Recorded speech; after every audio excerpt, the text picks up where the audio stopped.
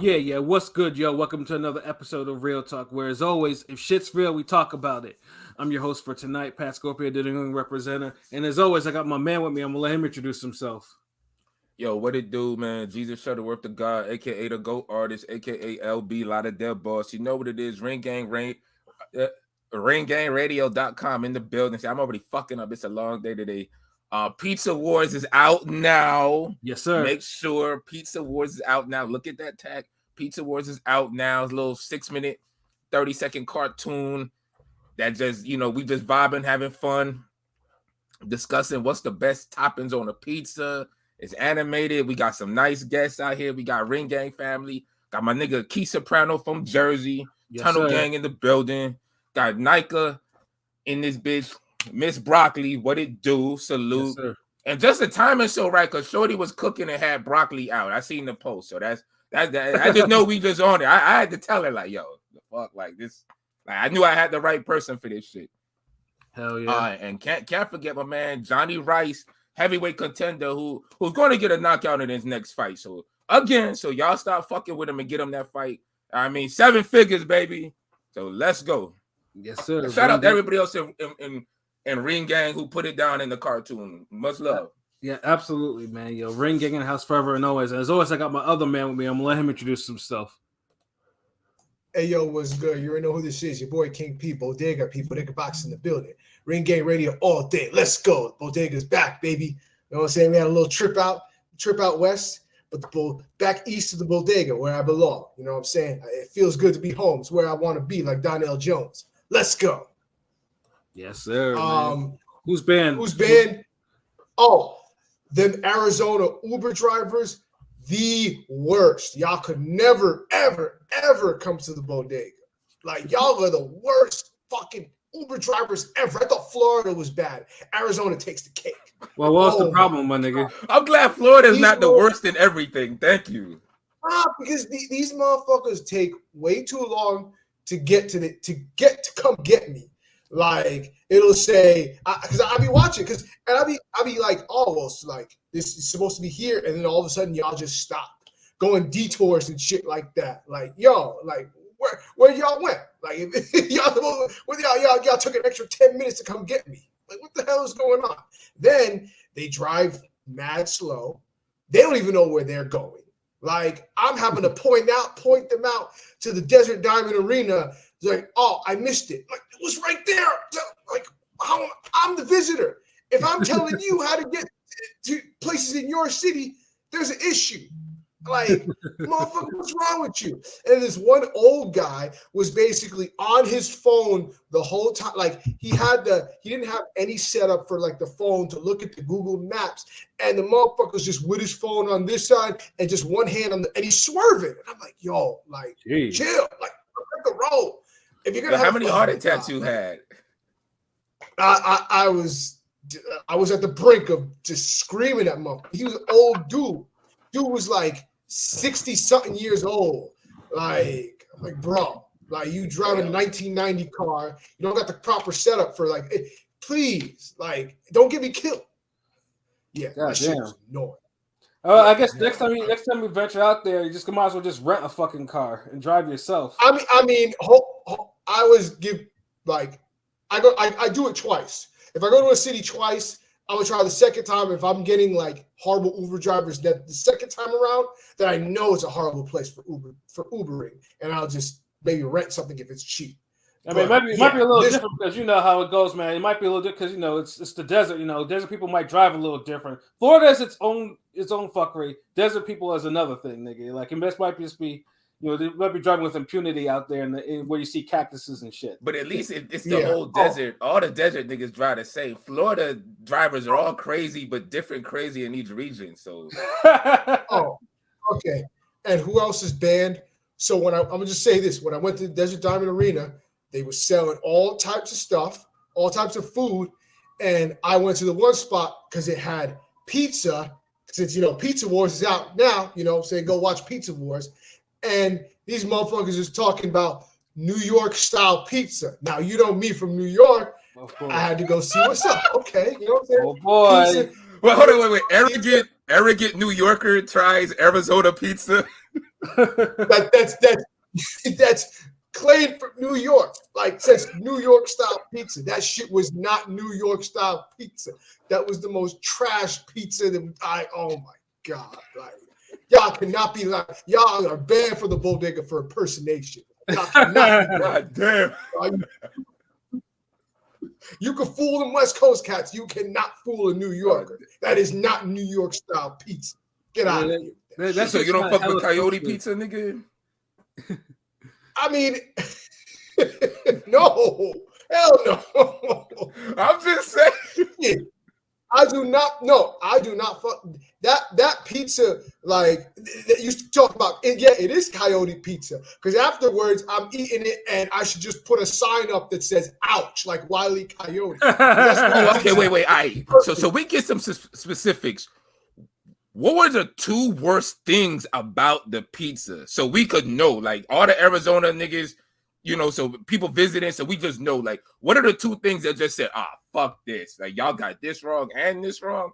Done. Like, what was it?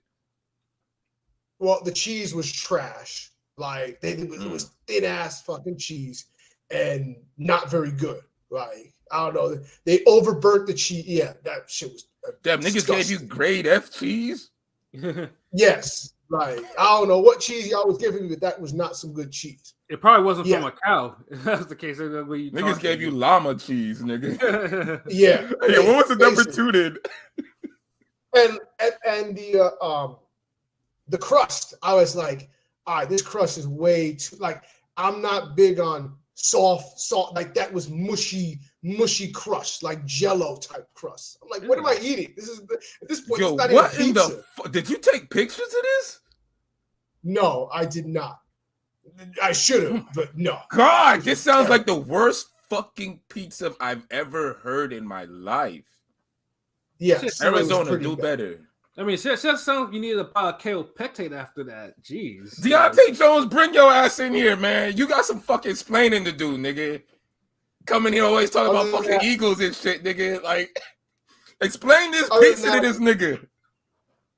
Other than that, shout out to Arizona. It was a good time. Phoenix is a good city. Very college-y. But we'll get more into that. We'll talk about Phoenix more. But shout out to Phoenix. Absolutely. And last but certainly not least, I got my other man with me. I'm going to let him introduce himself. Hey, What's Fly, it's Conscious Pilot, the West Coast Avenger, number one contender preparing for liftoff. Let's fly, Ringer Radio, let's get it. Yes, sir. Conscious Pilot stays elevated above the clouds and shit. So, yeah, man, this is, we had a loaded weekend of boxing. Hold up. Before we start, Blazing Killer, not going to lie, Domino's does not clear the ball. Stop that. Jesus. I mean, if it clears Arizona pizza, I guess it's cool then. I ain't gonna lie. There was a moment in time where Domino's was kind of killing it for a little bit. I ain't gonna lie. Domino's ain't been hot since. Domino's had a insanity run real quick for a couple years. I ain't gonna lie. They did. The niggas not lying. Dude, you remember the double melt pizza Domino's had? Domino's ain't been hot since Fab was on top in the rack. Like, what are we doing? Nigga, I'm saying, dude. I guess the time Pilot's talking about has to be like 2004 between 2007.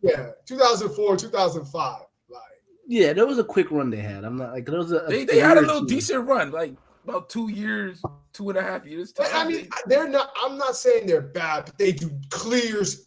They do not cleared. I don't know. Yo, Blazing Killer, you was on something, bro. Like, you blazing something. And their breadsticks are trash. So no, they do not clear anything. Yeah, no, Domino's hasn't had good pizza in a minute. Like ever since they changed their sauce, because back in the day, I used to have. Cause my family used to order the Dominator and shit like that. Like that shit was. Oh damn, I remember that. Yeah, that shit was like Domino's was really hitting for a minute. Like every single time, like my cousin would come over for a holiday, well, I would always order like 3-4 boxes of pizza for us and shit like that. Like the shit was an event, man. I love everything about. If you're not gonna have good, if you're gonna have mid pizza, at least have great breadsticks. Yeah, you can't have so-so pizza and so-so breadsticks either. No, that's a horrible combination. Yeah. Domino's in 2024, at least in the States, is probably trash. They may, who knows? I'll give it the better fact they might be hitting overseas, but they not hitting in America. That's for damn sure. Yeah, it's made like. Anyways, let's get back to this boxing. Yeah.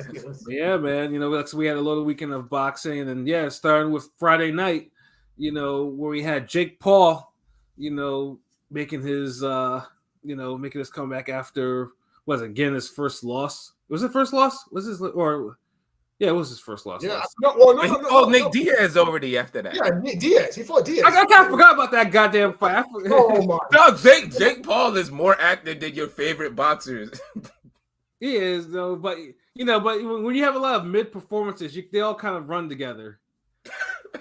Like a mid-ass album. Like, damn, every song sounds the same. Yeah, because you know this motherfucker. Like, if he's not knocking out an MMA fighter or a former athlete or whatever, his boxing is struggling. You know, but he tried to move around on his feet and dance around and look like he's Sugar Shane Molina or somebody like right. And I'm like, okay. It also helps when basically the guy just looks like he came for a check. Like, yeah, like I ain't gonna lie, the dude clocked him with like a good right hand during one exchange. And so I kind of knew. I was like, damn, like, yeah, Jake Paul, he ain't gonna play with him no more after that one. Cause he tried to land it a second time. So I'm just like, all right. Like, okay, like, but then it's like the dude was on some crouch, fake ass Montel Griffin shit. Bro, so I can understand. That was such a telegraphed uppercut. Like, oh my god. It was. Yeah, no, I'm sorry. Yeah, that's why I was like, yeah, this shit ain't. Dude took a dive or whatever, like, because dude had extra conditions. Dude had golden gloves and all this type of shit like that. He had real amateur. So you telling me that a Jake Paul elite uppercut finished him off like that? He didn't see that shit coming. I call bullshit. Wasn't sharp. You know, it looked like it had some pop on it, but from the distance it landed, it don't look like it could have been something that would knock you the fuck out. It looked like Jake Paul was trying his best to do he was doing his best Navarrete impersonation. Yeah, exactly. It definitely like a dive. I try not to, like, even though I feel like even that first Willie knockout was a dive, whatever. But I'm just saying that one definitely felt like a dive. That uppercut, nah. But it felt like Willie really got cracked, though. I don't know. I can't really. The Willie shot. Willie really got cracked. He got cracked, bro. He just maybe if we talk about in the sense where you allow yourself to be in a position to get cracked like that, then maybe that's another conversation. Yeah. Meanwhile, this guy, what's his name? August Ames, August Alsina. I don't even know his name. Come on, his name. Rest in peace. Rest in peace. I don't even remember his name. But for a guy that supposedly won a lot of amateur tournaments in Texas, he's had a winning record. Yeah. He took the bag. 3-time Golden Gloves. He took the bag. It's all good. I'm sorry, what'd you say? I say he took the bag. He took the bag. Of course he took the bag. Of course he did. Yeah. But I'm just saying, like, goddamn, y'all can fool some of the people some of the times, but not all of the people all of the time. Like, yeah, because shit didn't look right. Like, I thought the Wilder, what's his name, Helenia shit was kind of was iffy, but this shit right here, like, at least we know Wilder could punch. I mean, Jake could crack too, but with uppercuts, like, we hardly ever seen this nigga throw uppercuts. Yeah, and with Wilder, at least if you slow it down, you can also hear that the impact of Wilder's somewhat right hand landing. Like, let's see. Yeah, I mean, Wilder Malik Scott. Well, it landed partially, but Malik Scott just sat as he didn't want no more. Like, because remember, a part of the dive is not wanting to fight no more. Like, if it's believable enough for to drop you, all you got to do is just be angry, hit the canvas, do whatever, roll your eye, and niggas be like, God damn, he got him. Because that nigga, he was really laying out there like he was the final boss of a SNK game. Like, this nigga was just couldn't move. I'm like, did this nigga really hit him that hard? Yeah, like Malik Scott, that Wilder one, he got hit, but he stayed down. Like, he kept going up, but he didn't want no more. Like, that was just like with Virgil Ortiz and Floyd. Like, he could have got up from that shit. Yeah, I mean, all these motherfuckers, man. You said Victor Ortiz, not Virgil. Yeah, I'm sorry, Victor. Apologies. I don't want Victor to hear this, but like, you compare me to him, motherfucker. Like you mix us up like the head case. Yeah, but I mean, but in the end, it does what he, well, Jake Paul, because Jake Paul obviously wants to be a legitimate boxer. He wants to be a cruiserweight champion, and then yes, there's obviously and then the WBC is like adamant about getting Jake Paul a rating or ranking or whatever the fuck, so he gets close to actually being a legit champion, which would be an absolute travesty if he ever does become champion.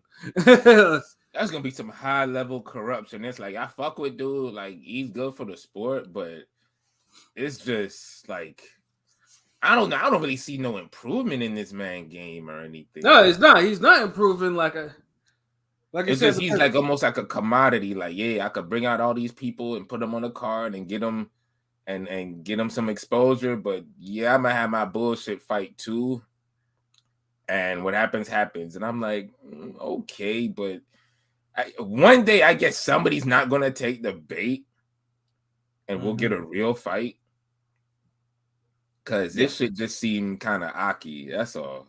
Yeah, no, it is like, but I mean, like I said, someone like it always happens. Someone will eventually not follow the script, and someone will lay a beating on Jake Paul. It happens from time to time. It always happens, man. Someone like a flash in the pan will get a total ass whooping. Or at least get this dude a Campbell Hatton type fight. Like, yeah, you give us like an all-out war and make this motherfucker Jake Paul actually put some work in. Like, like Tyson, Tommy Fury tried to do that shit, but he ain't got the skills, to do it enough. Yeah. Like I said, it's just pathetic though. But I mean. There's a dive like not wanting to continue, a dive like not wanting to continue, and a dive in which you get paid to. No, dude, just like I'm just coming in. I just gotta get paid, and I ain't gonna put forth effort. Whatever. He looked good. Like he put forth effort for that round. Like he had the stance. The thing is, he was just doing some shit where, like, it was kind of tipping it off. Where he was going low for like no reason. He's like 6 feet away from Jake Paul. Going low, so I'm like, okay, they trying to build a damn pattern here. I see what they're doing, and what do you know? This nigga throws an uppercut from 10, 20 feet away, and it hits this nigga. Yeah. Shout out to Sakib. I see you. Stop glaring, King P. You'll get wrinkles. Sorry, that's just how I look. Like I be having the wrinkle look. Shout out to About Nothing and Everything Pod, my boy Gusto. Salute to the gang. Big Baby Miller over there bullying Beans and Toast champions. We gonna get into that. Yeah, but also shout out to Franchon Cruz DAZN, because I honestly thought. Hold on. One last thing. I'm gonna say shout out to Karma Shereen, knowing the WBC, they'll make a belt for him. They want those fees badly. Yeah, absolutely. For Jake Paul, they'll definitely try to get him something. Yeah. He's payday for them, of course. But how they like their greenbacks. Yeah, but definitely shout out to Franchon Cruz DAZN though. Although the fight was a little bit of an eyesore, like a real eyesore to watch. Like it was not pretty to watch. And whose fault was that? I mean, Cruz DAZN, she fights the way she usually fights. Shadasia Green though, big. There you go. Yeah. There you go. That's who I was waiting for. Because hold on, didn't all you motherfuckers pick her? Yeah. I picked her. Yeah. I did say I told y'all niggas. That lazy ass broad ain't beating no goddamn that Cruz DAZN, yo. I was saying you would think that someone, in a world title fight like this would actually, fight to her potential. I don't know what the fuck she was doing. Like, Shorty should have took the Clarissa Shields fight when they was drawing on Twitter, yo. Mm-hmm. It would have been a bigger fight, and you would have been fighting for belts anyway. So it's just now you lost to somebody that Clarissa Shields done beat, Marshall done beat. We expected you to beat. It's like, where do you go from here? And she came in there out of shape and everything, and let Cruz DAZN fight her whole fight. I was so disappointed. I was just old girl from Lydia Ray should have definitely had the Afro puffs. It's like she didn't have rocks and stocks in the Afro. Like, no, just I'm sorry. Yeah, like she I don't know if she was just too overconfident of her power because she does punch hard, but I mean, she's 34, 35, so it's not like it's not like she had a lot of. I mean, even just because she came on the scene, there was not much room for improvement. Clearly, yeah, man, age ain't but a number. Like I know, I'm she just fighting saying, 2-minute rounds. Boxing too, but I'm just saying, like, I haven't seen improvement since she first kind of came on the scene. I haven't seen any difference. I agree with you, cuz I agree. Like it's the same thing. It's just the opponents got better, so she started not looking as good as before. But the flaws were always there. Too, yeah, I agree. Well, I mean, she did beat some former champ. I mean, when she did beat a former champion too. So it's like, but it's a shallow pool. Just to be honest, it is a shallow pool. Yeah, like. See, in women's boxing, you can't just look half-ass or have a hit or miss performance every time out. Like, the pool is already shallow, so you got to be jumping in that motherfucker with cannonballs. Like, you can't just be putting your little toe and wiggling your foot in that motherfucker. Like, this women's boxing, like, y'all got to put that stamp on, especially when the sport as a whole is already popping. And that's the one thing, like. We didn't really get like the great women fights this year like that. Like, well, I mean, basically, it happened early in the year, and after that was it. Yeah, like it had a spark when it started, and now it's just never mind. But yeah, I'm kind of like this is supposed to be the last little hurrah for the year, and it kind of fell flat. Like Cruz de Jean, she pushed the tempo of the fight, landed body shots, went forward. Smothered Shorty, had the little Sean Porter approach, which I told y'all she was gonna do, and she was clocking Shorty and looked like she was a stronger fighter, fresher. It's like, I don't know, Shadesha Green got the talent, but that was a disappointing ass performance, yo. Yeah, it really was. Like I mean, I was expecting far more, but she fell flat, and I was just like, yeah, and it was also a horrible watch too. It just really was not a good watch. But see, yo, Karma, it ain't really about the big fights. It's about the effort in these fights. Like these niggas ain't putting the effort in. That's what the whole difference between 2019 and 2023. Like the 2019 fights, niggas was making big fights, but they was fighting big. 2023, these niggas is making big fights, but they fighting small. Right. So we ain't getting all these classics like we got in like that November and September and shit. Yeah, absolutely. But and Francis and Cruz de Jean has been in good fights before. It's just the Marshall and Shadesha Green, like they just bad style matchups. Like they couldn't handle her physicality, so they would try to wrestle with her instead of trying to box her. And you seen how like Shields, who else? The other shorty, the man chick, the man chick with flat was the only one that actually bullied her around. Like yeah. So that almost don't count, but I think Corazon.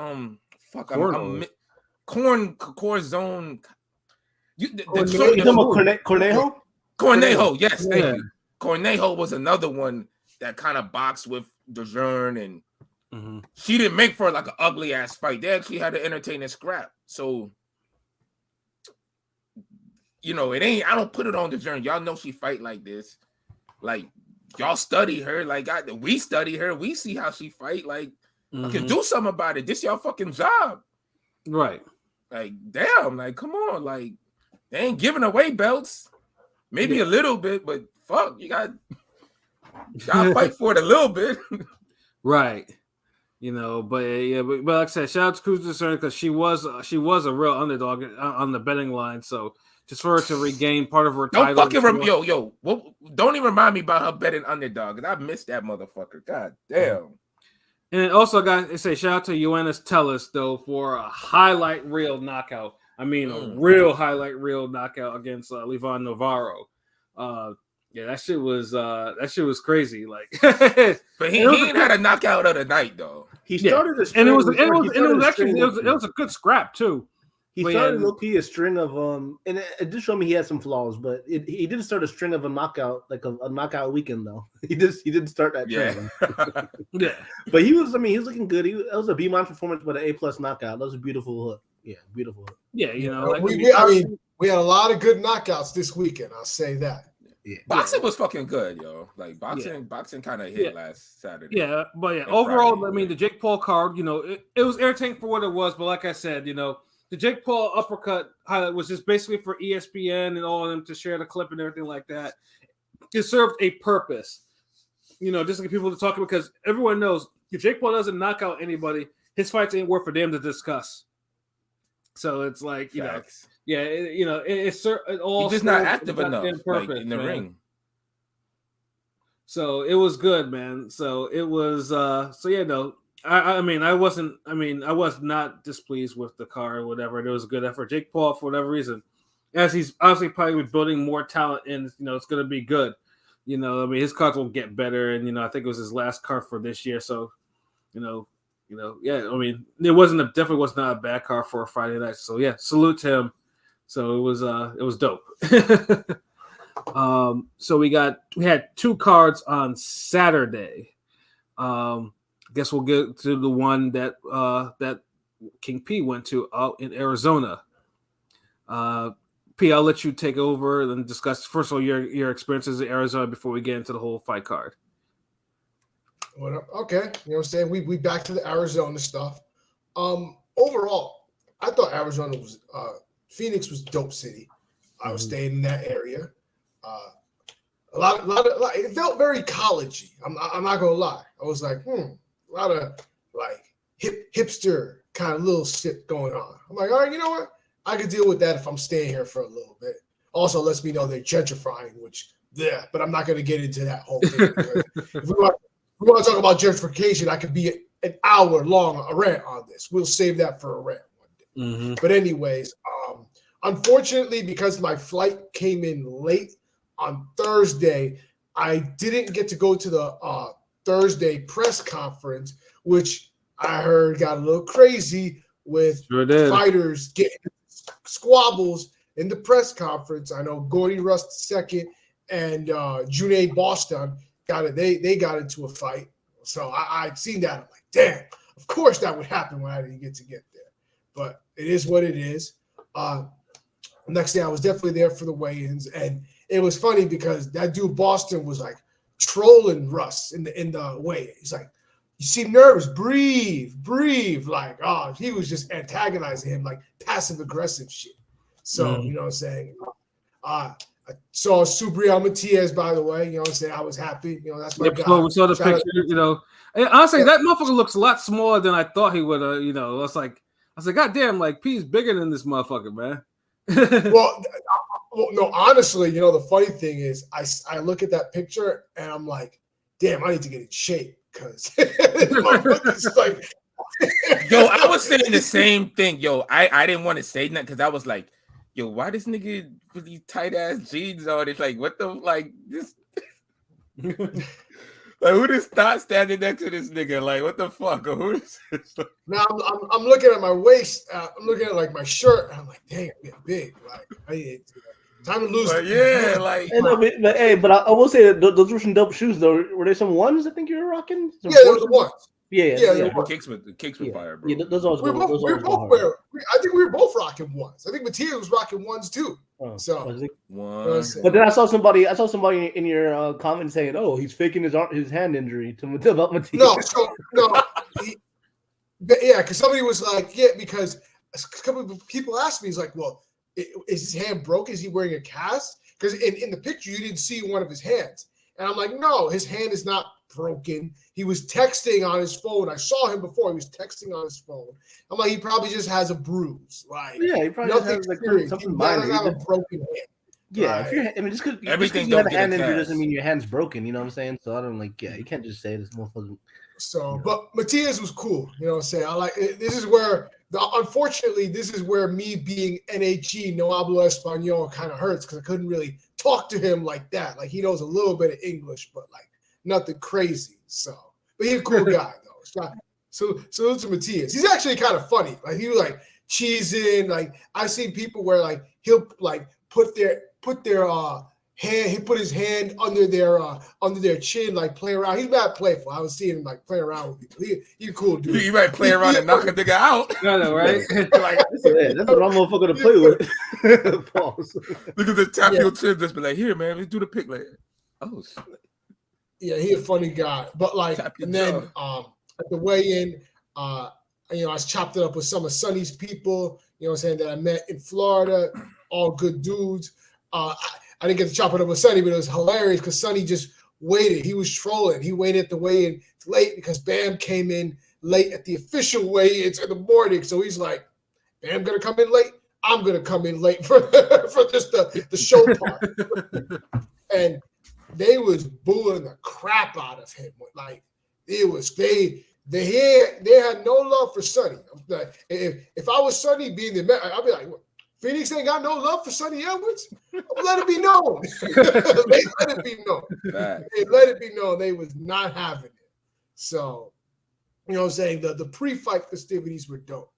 And then comes, the card. When I get there, it was cool, but I'm not gonna lie, too much fish and chips and not the good fish and chip boxers. Like, yeah, no. These are some fish and chip boxers they could have kept over there. I'm not going. Yeah, and that's the only thing I really complain about for this. Like, it was a good event, but it was just like Eddie only needed maybe a handful of his British fighters, and at least find some local American fighters like the ones that could have had those spots in there. Like, it was bring them all overseas to go fight in Arizona. Like, you don't need. Yeah, I will say that there's a dude on the undercard, Albert Gonzalez, Chop. He looks like he has something. I'm a continue watching him because he. Well, that sounds like a like Mexican. That's probably a random ass Mexican that Eddie just probably keeps around. He ain't real Matchroom. That's just a random. That's what he calls when he used to do the job or something. Yeah, well, I'm looking to see more of him because he looked like he got something. So we'll see if we see more of him. The Boston fight, the Boston Russ fight was one of the best fights. Ended up being one of the best fights on the card. They was cracking, like they was really throwing hands. Because I'm like, okay, I'm gonna see if they bring that energy from the press conference there, and they brought it because Boston got cracked in the third round. And I was like, because he ain't fucking around no more, Russ. I'm like, let's see if he holds on, but he held on. They was going at it. He deserved the win because I missed that fight. I thought a lot of hype. Yeah. What's up? And I know Boston. I've been hearing about the name for a couple of years with having a lot of hype. I never got to see him before. So he's good. He's good. I don't know what to make of him after that fight. He's good. He's got heart. I'll tell you that. He's got some boxing. I think the thing my impression of Boston was he moves a little too much, and especially he got tired in the later rounds, and so he just was just moving. And then just throwing one shot that really wasn't like he ran out of steam, but he just did enough boxing to take it. I thought he won the fight. He was moving a lot like the British, like the British Lomo who got knocked out. Peter McGrail is and Peter McGrail is one of Eddie's top prospects. So I was saying the Peter McGrail fight. Yeah. So I hadn't seen Peter McGrail, but I did see Jericho O'Quinn because he was on the undercard when I was in Detroit for the Baumgartner card, and he didn't look good in the Baumgartner card. So I seen him, I'm like, I don't know. I can see why they picked him, and he was losing every minute of every round before that. Highlight reel home run knockout that came out of nowhere. I was like, "Oh, because he got dropped twice, and he was getting dropped once or twice. Oh, was it twice? Okay, yeah, it was twice. Yeah, and then McGrail got caught with that grand slam right hand. Dude beautiful, was asleep. Beautiful comeback knockout. That was crazy. Yeah, dude was asleep on the apron. I was like, dude. Everybody was just like, like nobody saw it coming. Pause. Like, it was crazy. And then the guy, O'Quinn was like, yeah, that's why they picked me. I ain't even trained for this fight. I'm like, oh my God. It looked like you didn't train for this fight. I can see why you would say that. But you hit him with that one punch and, hey, it was a Hail Mary walk Yeah, off knockout. I'm pretty sure Eddie's going to use him against another British fighter soon. If not, probably run it back or whatever, because it was just like, yeah, that's one of them lucky punches. I know some people here don't believe in lucky punches, but that was a lucky fucking punch that he. I don't want to say all that, but hold on. So definitely, that guy never practiced a right hook before. I mean, that nigga was getting his ass whooped, bro. It don't matter. Nah, the dude got. That was a lucky punch. The dude was right there, open for it. Nigga, that nigga took a dude walked right Hail into Mary, it. a prayer, nigga. That was a grand slam, nigga. That was all. Dude was too confident. I feel like dude was too confident and got too lax and walked into it. That's not a lucky punch, but well, I don't think he walked into it. He just dropped his hands at the wrong time. AKA walking into it. Yeah, he walked into it. But yeah, he walked into that motherfucker. He fell out that motherfucker. I mean, salute to O'Quinn because he gave us a highlight reel KO. But sure the fuck did. He didn't look good. This is twice that he has not looked good, but he's managed to get the win. So salute to him. If you got power and poise, he activated the British. He activated that British chin. So and then let me just say this because I've said this for a while. I feel like I've been saying this for a while now. And this fight this weekend kind of just furthered my belief. I'm standing on business. The Yafai brothers are the middest family in boxing right now. How a dude pretty much laid a whooping on dude, but just couldn't drop him, couldn't do anything with him. I'm like, that's a lot of punches for not to do a lot of anything. Like, what the fuck is this? Like, he bored the crap out of me in that fight. I was just like, everyone was getting bored because it was just like, come on, when you got to stop this dude? Because he was just like, I don't know what his problem was. Like, he was just headhunting all the time. Like, bro, like, there's a whole body out there. Like, what is your problem? And I'm pretty sure. I think that when the Yafai fight was going on, I think there was another fight going on when the Showtime car started. And so I'm watching them both, and I'm just like, I'm falling asleep. Oh, like, you're watching fucking Guerrero Berto too. Well, we'll get to that. Yes. Between Guerrero, it wasn't even that bad though. No. Between the Guerrero Berto fight and the Yafai fight, which I was watching them both, that was like a double dose of NyQuil. I swear. I'm not gonna lie. I believe it. I believe it, my nigga. I absolutely fucking believe it. Pilot, what you was about to say? Yeah, so I was gonna say Berto Guerrero. I mean, I ended up watching UFC. UFC was trash. Berto Guerrero was better than UFC, so that's all I'm gonna say. Yeah, it wasn't because the thing is, it was frustrating. That's why. We'll get to more of my thoughts on that for the Showtime portion. Yeah. But anyways, then the last two, the co-main, MJ Akhmadaliev coming back from his loss against Tapales, and I mean, he did what he did. Yeah, he beat the shit out of Gonzalez. Good. Like it took him. Once he got going, Gonzalez had absolutely nothing for that dude. Like Akhmadaliev beat the shit out of that guy. Although he did, Akhmadaliev did kind of get like dirty in sports. I'm like, damn, these motherfuckers like holding him, like hitting him while he's about to drop, but like holding him and like it was almost. There was once the first knockdown was almost like. Again, the first knockdown against Gonzalez was almost like it reminded me in Fight Night where you knock somebody down and like while they're staggering before they actually fall down, you hit them like two more times. That's what it looked like. I'm like, damn. He would do that at like every one. Yeah. But yeah, he definitely beat the crap out of him. And a lot of people thought that Gonzalez was like a sleeper. But I mean, he was tough, but he couldn't take that whipping all over for that whole fight. So, you know what I'm saying? MJ came back looking. He wants to get back to win his belts, which you're gonna have to pick a number and wait in line because you lost your spot when you lost. So oh well. The best thing about that fight actually was with MJ was all the Michael Jackson music playing in intermission when he's walking to the ring. Everything was Michael Jackson, which I was very happy with because on the other end was just some mariachi, la la la, Viva Mexico! Like, I don't know. Yeah, which I'm sure if the many Mexican is hearing that, I'm sorry, but it was not for me. It was mostly Mexican, so all good, just not for me. So I was happy to hear some Michael Jackson. That's hit in the gym, though. No. Damn, fuck y'all. That Mexican music be hitting in the gym. Fuck y'all. No, I old school reggae be hitting in the gym. Nigga, old school reggae in the gym, that slow ass shit, nigga. Nah, nigga, my gym used to play old 70s rock, like Sticks and shit. Like that shit used to make me mean. Like when I used to be. Oh yeah, training. see that's that shit. Like that.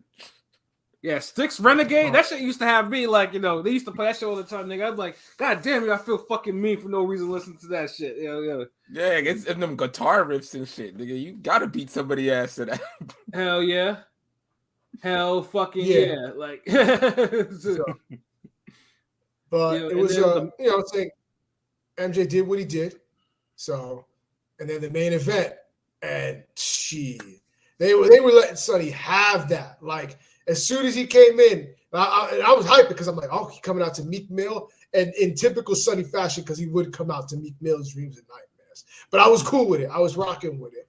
They was booing the crap out of him. Like listen, anytime Sonny, because after the Junaid Boston fight, he popped out just to talk to Boston and his team because they're friends, and they were booing the hell out of him when he came out. Then he ran back and they booed him when he was on. Anytime he was on the screen up above, they were booing him. Like they did not like Sonny at all. Damn. Like he was definitely the villain in this one, and he played it up well.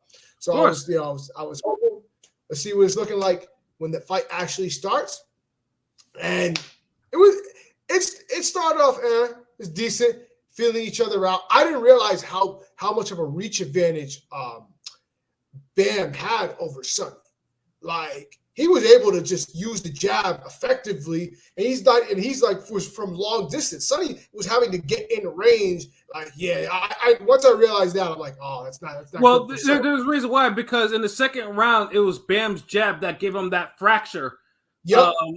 Fracture over his eye. And then Sonny was having trouble seeing from that eye, so Sonny had to get closer, and that's why we got the slugfest that we got. Not even only that, even before, like in the first round, when like they're trying to feel each other out, and like Sonny was trying to gauge the distance, and like I'm like, oh, okay, so like he's got to kind of get in close, and that's kind of in Bam's wheelhouse right there. Yeah. He's gonna be right there because the reach of it, I didn't realize it was like 7 inches. Pause. It was like a 7-inch reach advantage for Bam. Yeah, it was like 7. So that's some real. That's why Sonny had to kind of stay in front of him a little more than he would normally do, because he had no choice. He had no choice. Yeah. I mean, he could have. I mean, he didn't necessarily have to. He still did it. And salute to Sonny. I mean, there's other shit he could have done, but it's still a hard choice. I mean, it's still a hard. He wanted to win the fight, and then he went out on his shield. So shouts out to Sonny because But because you can't be too negative against Bam in that arena, shit. No, but like Bam was methodically breaking him down, and even like Sonny was putting up a lot of effort, but it was clear anytime like it was. I'm sorry, but his lack of power also just because he was hitting Bam at times with some clean flush. Clean combination, like real clean combination. And it was just not phasing. It was just not phasing. Not at all. I was like, well, I mean, no, I think he buzzed him like twice. There was a couple of times where Bam was hitting with combinations. All of a sudden, like Sonny would explode, pause, and hit him with the shot, and then Bam would like, oh, had this surprise look, and he'd back off a little bit. Then he'd go back. Then he'd move forward again. Sonny did surprise him a couple of times. Like I feel like Sonny had enough pop to be in the fight and be competitive, but it's the defense. Like he couldn't get out of the way of dudes' hits. Like I think he had enough power for Bam.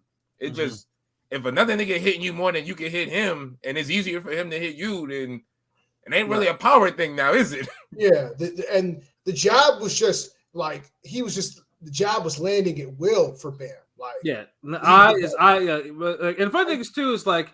Dude would not sit in his corner, or Sonny would not sit until like maybe like 7 or 8 or whatever. By the sixth round is when I noticed the cut below his eye. I'm like, above his eye. I'm like, above, so he's got, below, like. And that wasn't even the eye that was swollen. It was the other eye that his cut was above. I'm like, this is not good. So I'm like, Sonny's got it now. Jabs like that.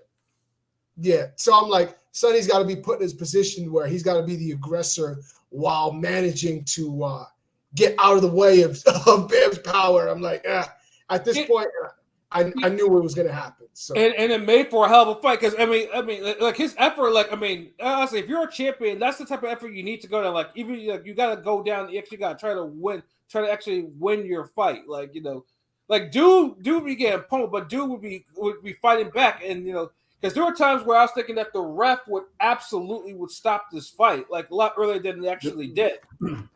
There was a couple times, yeah. In the eighth round, when he went after the eighth round, when he went back into the corner, I was watching and I'm seeing the corner, like I'm seeing Sonny's trainer kind of like giving him a talking to. It was basically one of those like, if you don't show me something soon, I'm gonna stop the fight. And Sonny's kind of like, I could see Sonny talking to his coach, and I could tell he was kind of pleading, like telling him like, no, I'm gonna keep going, like. I know what that talk is like. So they let him out the next round, and Sonny was going back and forth with Bam, and then at the end of the round, he got hit with that left hand, and I just saw him just drop. Yo, that left hand was on his head. Yo, how did he get up? I mean, salute to Sonny because I see a lot of people complimenting on his heart, and for real, like I don't know how he got up from that because it took a. The way he landed head first, like his head like just. Bam! Hit the canvas on his forehead. I'm like, I don't know if he's getting up. I think it's over. Yeah, but it wasn't even like it was tentative. Like, dude got up like it was the thing to do. Like, no, dude was on his knee for a second. He's like, "Fuck that! I'm getting up." Like that's some heart right there. That's some championship. Yeah, that was hard. Yeah, he felt bad hard, yo. And he stayed in the fight. It just like King P said, he got systematically broke down, and Bam showed you how important the fucking jab is, yo. Yeah, again, for people who always like who bash the jab, like it's an important punch. You master it, your offense will flow from it. You'll get your results. So nigga, it's stat padded. It's stat padded. Yeah. Word to PJ. I feel like in the first 6 rounds, I feel like it was like 3-3. It was a pretty close competitive fight, but as the rounds wore on, but like after 5 or 6, Bam kind of just took over a little bit. Yeah, I mean, Sonny was by the 5th round, Pilot, right? Yeah, so it was close in the beginning, but once Bam separated himself, it was just Sonny just trying to hang on and try to win the fight. But once he got knocked down, and he went to his corner. That shit was a wrap. It was absolutely a wrap. Because I saw his corner like motioning, like waving to the ref. Basically, I'm like, oh, he's gonna stop it right now. And then, sure enough, he told him we're done. So, and the crowd went crazy. They did. It came across on the TV too. It was a gritty fight. And the flyweight division needed that, and it needed, and more importantly, because we talked about this a little earlier, we needed a fight where both pound for pound fighters. I mean, there was a brutal of a separation, but at least the separation. Both world class fighters gave a world class effort. Right. I think that's what my brother in arms was trying to say. Yeah, absolutely, and that is what we needed. That boxing needed that. The division needed that. Fucking Saturday night needed that. Just King P in the audience needed that. Nigga, everybody needed that. I'm starting to wonder if Bam is one of those guys, because one of the reasons why I was like not picking him was because in the last couple fights he did not look good. I'm starting to think Bam might be one of those guys that like rises, like he fights to his competition a little bit, which could be good and bad. Because in all of his biggest fights, he looks special. So I'm like, okay, he's looking like the old Bam that I thought from the beginning looked special. So you know what I'm saying? That's what I thought about. That's what I think about Bam. This fight showed me that Bam is a special fighter and he's on his way. Like he's only 23 years old, unified champ. He's gonna be moving up. He'll probably get another belt, flyweight again. Back where he got the belt before, or super flyweight. Well, I know they called out Estrada. Estrada was there. Somebody talked to him, and according to Estrada, he wasn't impressed. So if he's not impressed, get in the ring with him. Yeah. Hold on, wait. That nigga who hasn't been impressive since.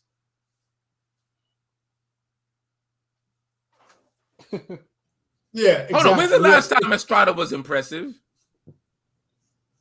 Was it with the not even Soren Vise second fight? Yeah, that was like what 4 years ago. Like I was about to say, damn, what you even doing, Ring Gang? It felt like every year I've been seeing this nigga go life and death, lose, get the decision, whatever. Like 5 years ago. Yeah, he fought someone before Soren was like what 2018. Like no. Oh, yeah, because we started Ring Gang at the like in the fall. No, Ring Gang. It was in summer. I'm sorry. Yeah, because I'm trying to think. It was like Laura Heard. Was I like? It was that fight. Yeah, I think that was. That's what kind of started Ring Gang. Yeah, but that's how long it's been since Estrada has looked impressive. So it's funny to hear that from him. If he's not and I wasn't an Estrada fan, nigga. Like Estrada, I thought was getting slept on. Like, but damn. If he's not impressive to you, make the fight. Should be easy fight. It's easy fight for you if he's not impressive. So do what you got to do. The only thing I don't like is that, but I get it. I don't like Bear because he said it in the press conference. People keep asking him. He's just saying, "I'm just not going to fight Chocolatito." Too much respect for him. We have the same team. Honda wouldn't like it if we fought, so we're not going to fight. So it is what it is. I don't like it, but he's remained steadfast on that. It's going to be El Gallo, right? Fight, though. It's going to be El Gallo, isn't it? It's going to be Estrada? Estrada or maybe Ioka. Because that's a fight we want to see. Because Ioka retired his brother. So let him get revenge. Revenge factor. So, yeah, that's that kind of bothered me. Some people don't know lower weight classes because they're throwing Inoue's name out there. I'm like, no. Because when Dan Canobio, I was so offended when he said that. He said, Bam versus Inoue is intriguing. It has my attention. And so, I am fully convinced that he is a product of Bush's No Child Left Behind. He was definitely left behind. I said that. I put that. And he's supposed to be like a respected like boxing. He's the punch stack guy. No, his dad created Punch Stat. I mean, he had a podcast with Chris Algeria. He knows his boxing, but maybe not lower weights. I mean, not like we think we do. I guess. I mean, yeah, but like Junta Nakatani, start going at 118. Okay, that's more realistic, but not fucking Inoue. Not Inoue. Inoue already like in the 120s and shit. Like, bro. I mean, I already get offended when people say, "Oh, Tank should fight Inoue," but now it's like, yo, like, do people not know what goes on in Inoue's divisions, or at least the divisions north and south of it, at least? They like, the names there, like, geez, like. But honestly, that comes down to like promoting, which I'm glad Sonny ran his fucking mouth and made this fight bigger and better than it was. And it was already a good fight on paper. It was already a good fight in the lead up when we wanted to see it, and before it was signed. So it just come back to what we say. It's like, y'all gotta love this game and rep it, man. Like, cause if it wasn't for Sonny, this would have been like a normal fight. I don't even think the crowd would have been into it like that. Like, cause Bam wasn't really hype. He ain't have no sound bites. He wasn't really. It wasn't like a like you know what? I'll say this: Sonny and Bam are the. It's like the way niggas was hype.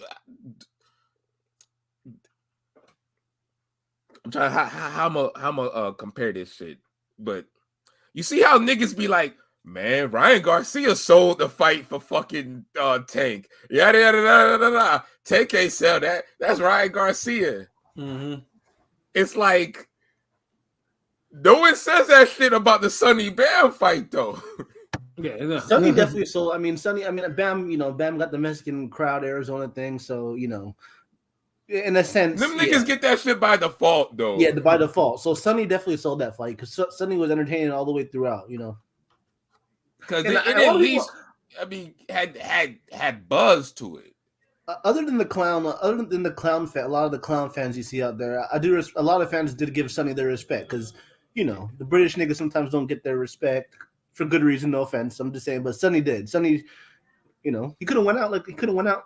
Yeah, earlier. You know what I'm saying? Yeah, Sonny absolutely got his respect, and this is a guy that's not known for slugfest. Dude doesn't get into slugfest. If you watch a fight, you watch a guy, who moves and boxes and confounds you with like speed and shit like that. He's not known for getting into pure all-out slugfest. I give you That's not this, his nature. Better effort than Jamel Charlo. Absolutely. Yeah. Better effort. I'd rather see this fight. Like, this was the fight we should have seen with Canelo and Charlo. Right. Sonny has nothing to be ashamed of. He still put up a great effort. He fought his heart out. To me, all this is what this tells me. I think that Bam's a special fighter, but Bam is moving up, and when he moves up, it's Sonny's division. I don't see anybody. I was going to say, you think Sonny could beat JCM Martinez, Julio Cesar Martinez, or Sonny? Who? Yes, absolutely. Yeah, absolutely. bro. Yeah, me too. Yeah. I think so too. If that nigga can get his visa shit sorted right? out, His visa fucking issues. the fuck? Yeah, it's always something with that nigga, man. It's either his visa or weight, or he's eating pizza for a weight. Like, does this nigga even fight anymore? Man. Yeah, that's an easy. I'm not gonna bullshit you. That's an easy fight for Sonny. And this is the thing.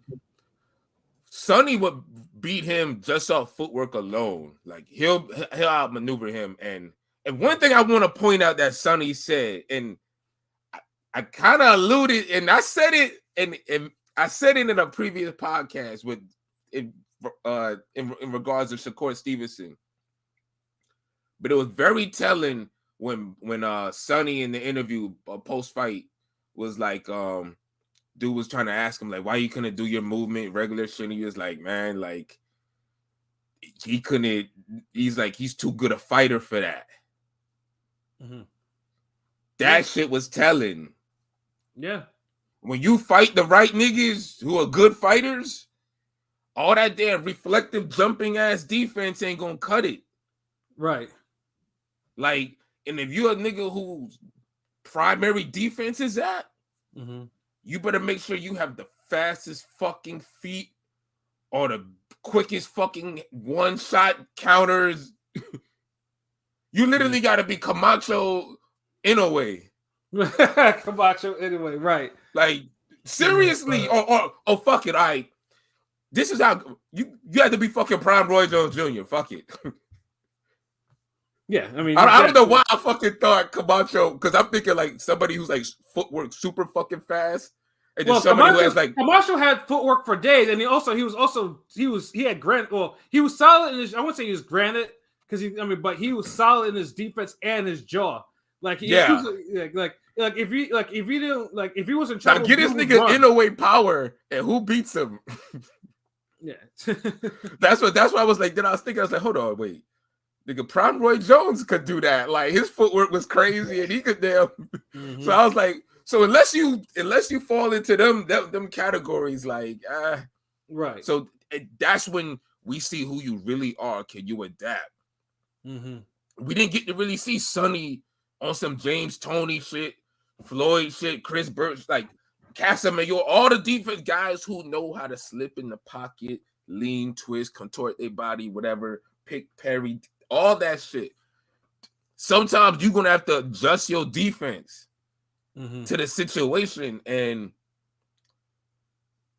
and not getting that Sonny. He still fought his heart out. Good fight, good effort, but maybe that's something to really just think about, right? Especially if you pride yourself as like an all-around boxer. You have to be able to adapt and fight every style. Like everybody's going to have their base default style, but then you should be able to go down each hallway equally. Right. Depending on what's at the end of that hallway. Like, okay, I got me a runner ass nigga. Then I'm have to be a pressure fighter. I got this type of dude. He's a boxer mover. But he could counter punch. I might have to be a swarmer. This guy, I got to be a volume puncher. Okay, this guy, I got to be a boxer. Like, and that's when you truly master the art, man. But great weekend of boxing, great effort. Shout out to Sonny, though. You know what I'm saying? Like I said, I'll still favor Sonny over anybody else at 112. Or if anybody else wants to move up if somebody wants to move up from 108 to 112, they can get it too. The only person that I think will make an interesting fight is Kenshiro Taraji if he moved up and fought Sonny. That would be a great fight. Otherwise, Sonny got the rest of these dudes. I'm just shout out to Sonny because this is something I want to rant because I want to debate on ranting about this and when we first started, or wait till we actually talk about the fight. Now I'll do it now that we talked about it. Salute to Sonny because Sonny has shown that he is a good sport and he does not take himself seriously. Like, he got his ass whooped, and the first thing he said was, tag Bam, yo, Bam, you whooped my ass. Like, dude's putting up pictures of what he looks like in the hospital. Like, dude is just, you know what? He don't care. He's like, you know what? I got my ass whooped. I'm going to tweet about it. Like, he's tweeting. He's making jokes. Like, dude has a sense of humor, and I like that because fighters, a lot of fighters, they take themselves too seriously. Like, and their fans do too, because I be seeing these fans, you know what I'm saying? I'm not going to name no names. I seen a fan on Twitter posting up a video celebrating because, Sonny said some mean things to me. So now I'm going to celebrate that he got his ass whooped. Who the fuck are you? Like, who are you? Are you that upset? Like, who the hell are you? You ain't nobody. Like, honestly, if I could never imagine having that attitude where if a fighter cooks me on Twitter, I'm going to root for his downfall and I'll be happy. Like, who cares? Like, y'all take yourselves too what do you do to get cooked by these fighters? Right. Like, exactly. 9 out of 10 times, you got to be out of pocket. Because that's the funny thing. A lot of these dudes, and a lot of them will complain, but they're not shrinking violence either. They give it just as well as they get it. And we know boxing fans can be fucking weirdos. Mm-hmm. Exactly. So, you know what I'm saying? Shout out to Sonny. Fuck those people because they ain't shit. And get over it. Oh, he's mad. And Sonny's like, I already know people are going to come for me because I've said a lot of things on Twitter. And now they were waiting for this moment. It's like, y'all are so lame. Like, right. He's standing on business. But no, that one tweet. That one fucking tweet, before we do, we gotta mention this, like, yo, because I didn't even see it. I think it was shout out to Nika, I believe, quote tweeted it or some shit. And it was also like the dude was like, I can't stand to see you this happy about losing. What's wrong? Like, he was also like, there was also like some crazy, like, they was upset that Sonny was taking that shit in stride or some G shit. Exactly. And Shorty was just on some like, yo, these are the people who be like upset because you're not miserable. Right. Exactly. and it's like, yo. So that's the crazy part. That's part one. Part two, yo, these UK fans are something. Like, the UK Twitter, they celebrated like it was a holiday that Sonny lost. And I'm like, why are these people, these UK dudes are so happy that Sonny won? And like, one of my shout outs to Keith, because he was in the comments before, he was saying it's messed up how bad they're treating Sonny and all this stuff. And I'm like, wait, what's going on? Now I realize it, because one thing about the UK is, like, as much as they like to hide it, their white fans are very similar to American white fans in that they like their white Brit fighters to be white. Like, they treat Sonny, they look at Sonny the way white American boxing fans look at Caleb Plant. I can see that. They look at him as a yo as a wigger, basically as a wigger. Let me make this clear. Sonny is not a yo type of guy. Let me explain this, and this maybe just me. When I say a white person is on some yo shit, they're the people that they see black people and they want to force themselves to act like that, and like it comes off as so forced and so. Think Michael Rappaport. Yes, exactly. Yeah. Michael Rappaport is that type of dude that he be on some yo.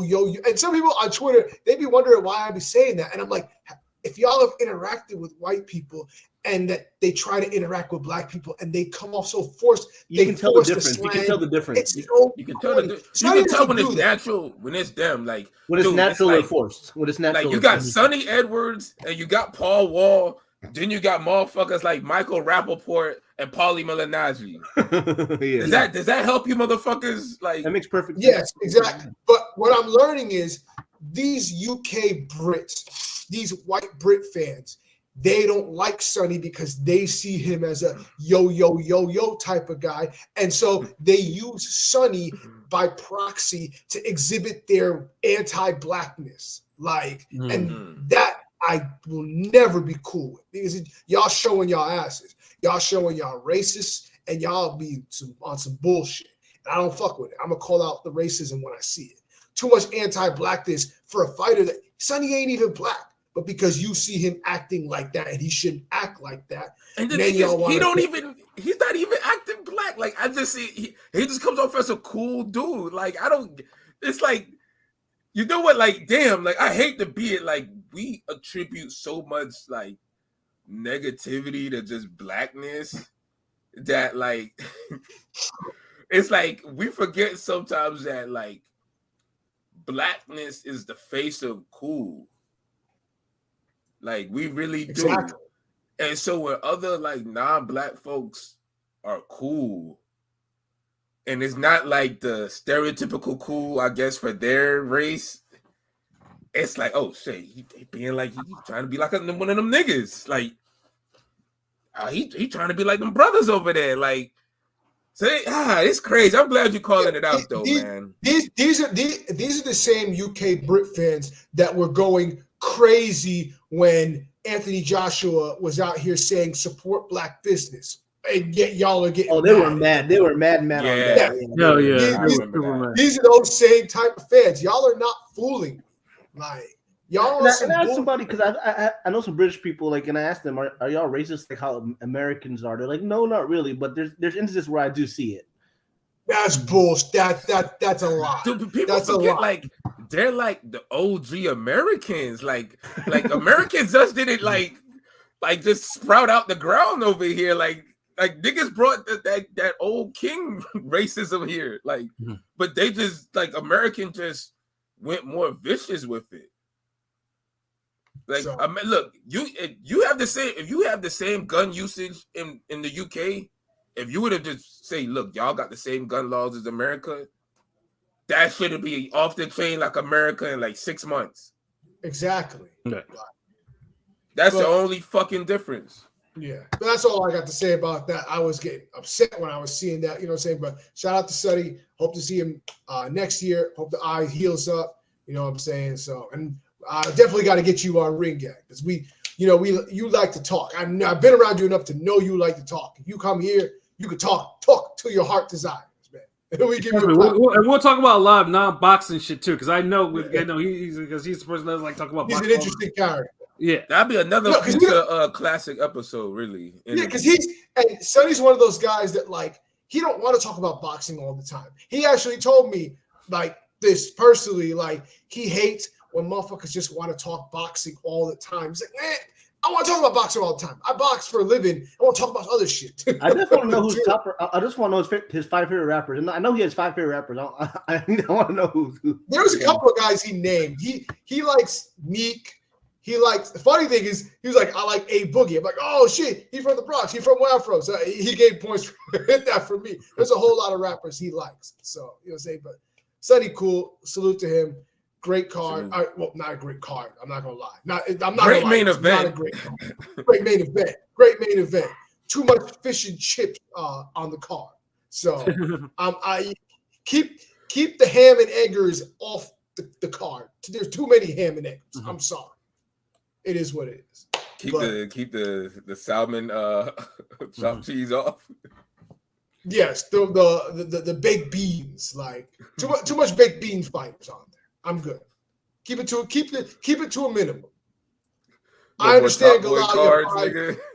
Yeah, exactly. I understand your 5 because they want to push the Yafai brothers, and that's the best of them.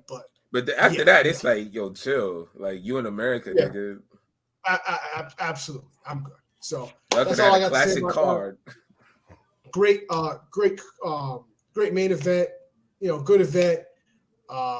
Some of them were cheering when they were watching a certain fighter on the other card that we're about to get into, which was kind of making me a little weird. But we'll get into that when we talk about the fight. When we talk about that.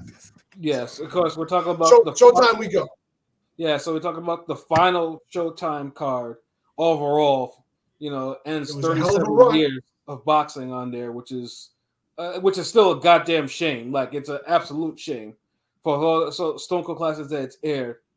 So, I mean, and of course it had, we were supposed to get the aforementioned Julio Cesar Martinez fight because, that would have been nice to have had a title fight on there, like, in the final. But unfortunately, he had a visa issue. So a fight that got announced about 2 weeks before the event became the de facto opener in this triple header. A rematch that no one asked for, of course, between Andre Berto and Robert Guerrero. And one thing is for sure, and it's weird too, Berto was actually the one that actually looked like he was somewhat in shape. But it's clear that boxing's got the best of him because he can't take a shot anymore. Like, every single time that Ghost landed something of notice, dude was wobbled and clinching and doing all types of shit like that. He just couldn't take no shots. Like, and it was over and over. And it wasn't like Berto didn't land anything solid on Ghost. He did, but Ghost surprisingly took them. And Ghost looked like, he had the pigeon fat around his stomach and everything like that. Dude didn't look like he was really training like that. If he was, to make welterweight. That's the thing. Berto hurt him a couple times, but Berto never had no stamina. It's like all the flaws Berto had in his prime was like 5 times worse. It's like that's why the punishment. I'm surprised he went the distance because remember how he's not a guy who would roll with shots. He'd be squared up, so he's taking shit clean. So now in this state of his career, he's doing the same thing, and it looks worse. Yeah, because he can't even hide it anymore. He's getting hurt by all these punches. Like, like regular jabs is like knocking him around and shit. I'm like, geez. His punch resistance was clearly good. He kind of. It was a close. I mean, the cards weren't that close. But cards are trash, bro. It was closer, like a 96-94 fight. It felt closer than the cards indicated. You know what I'm saying? It was, nigga. Yeah, the cards were wide, right? It was like 97. It was like 98, 92. I didn't think it was that wide, but Berto clearly lost. Berto clearly lost. Like, but he had won like 4 rounds. Like, because I thought he won like some of the early joints. I think his big shots, the big punches he landed in some of the middle or late rounds kind of took those rounds. But and he had the Guerrero looking like the Ghost, moving his head, dodging shit. I'm like, oh my God, like this nigga styling on you, walking you down with a jab. I mean, I was just waiting for the shot because I was waiting for Ghost to put him on the canvas again because I was like, it was clearly the Ghost. And Ghost is not a welterweight puncher. Ghost was never a welterweight puncher. But like I said, the claim to fame is Ghost was able to put Berto down twice in the first fight. And I was looking for the same thing to happen again. Except, it was just like... Man, if he would have been in shape, he would have knocked Berto out. That Ghost was a shell of himself. That Ghost looked more... Yeah, I'm saying he's definitely a shell of himself, but so was Berto. Like, Berto was like... Yeah, that Robert Guerrero that I saw, I never want to see that Guerrero again. Both them niggas. Well, you don't want to see Ghost versus Boots, bro. If Ghost, bro, if you know what this was like. You know what Ghost looked like? Ghost looked like the Ghost in Pac-Man when Pac-Man ate the power pellets and the Ghost turned blue and he's running away. See, the only difference is Berto is washed, so he couldn't eat up the Ghost. Fucking Boots would eat up all them Ghosts quickly too. Mm-hmm. Dude, no, I do not want to see that. Like, we don't want to. Somebody would die. Well, we know who would in that ring that night. Like, bro, like, stop. Yeah, like come on, like, bro. And one thing it just reminded me of was it takes a certain type of Florida nigga to beat up Guerrero. Terminators. You know, but yeah, no, it was for what it was. I was just like, ugh, like I was like, yeah, neither of them should ever be in the ring. And Berto, if Berto has thought about retirement, that fight should put him in retirement. And Ghost should join him with him because if Ghost sticks around, he will catch a serious beating from somebody. Yeah. Somebody a lot fresher. Let this be a one-off for these niggas, because like, you know what it is? It's kind of fitting that they're on this show, on that card. Because let their careers also be the end of that Showtime era. Real facts. Like let some of these niggas don't need to go into the new era. Like, just no, they don't. Like Ghost and Berto are what? They're 40-year-olds. Like they're y'all went through the HBO era. Y'all went through the Showtime era. Like, that's it. Like, I don't need to see y'all in the prime era and whatever the fuck else is gonna happen next year. Like that's it. Like, enjoy the money y'all made. Yeah, exactly. Like you know your health. Y'all niggas got paid. Yeah, health is wealth. So yeah. Both of them just need to, because I have Berto. If Berto fights, he's gonna get KO'd. If Ghost fights, he's going to get KO'd, because Ghost has never been KO'd before. So it's like, don't. Yeah, y'all remember what Omar Figueroa did to him? Yeah. I mean, there are a couple welterweight eras behind, but I mean, I guess it's going the nostalgia shit. But I guess. I mean, fight could have been worse, but I mean, it was okay. I was intrigued because I know on the undercard, Puello took a 0 from somebody. Madras. Well, that fight was mid. That was a mid fight too. Because sometimes it'd be like these niggas want to just go for it even more. Like, anytime they had ebbs and flows, but when one person really had it, they ain't put their foot on it like that. Mm-hmm. But one fight that sure as hell did was the other rematch on the main card with Chris Colbert and Jose Valenzuela. Now that was an ass. Good Lord. Lord. Judges couldn't save you. Yeah, Valenzuela was because I definitely picked the KO on this one. I think, and so did you, LB. I think, yeah. Hell yeah, shit, nigga. See, look, this is like what judges can fuck up boxers' careers, because you can make niggas get brain damage and an even worse ass whooping when a rematch happens that know shouldn't have happened. Valenzuela won that first fight, regardless of what the fuck King Pete think. Mm-hmm. Or whatever some niggas on a Twitter poll think back then. And it's like, well, at least we don't have to talk about it this time, because we know this time it was a clear who won. Because he like Colbert took a fucking beating. My goodness. Yeah, face first, face down first.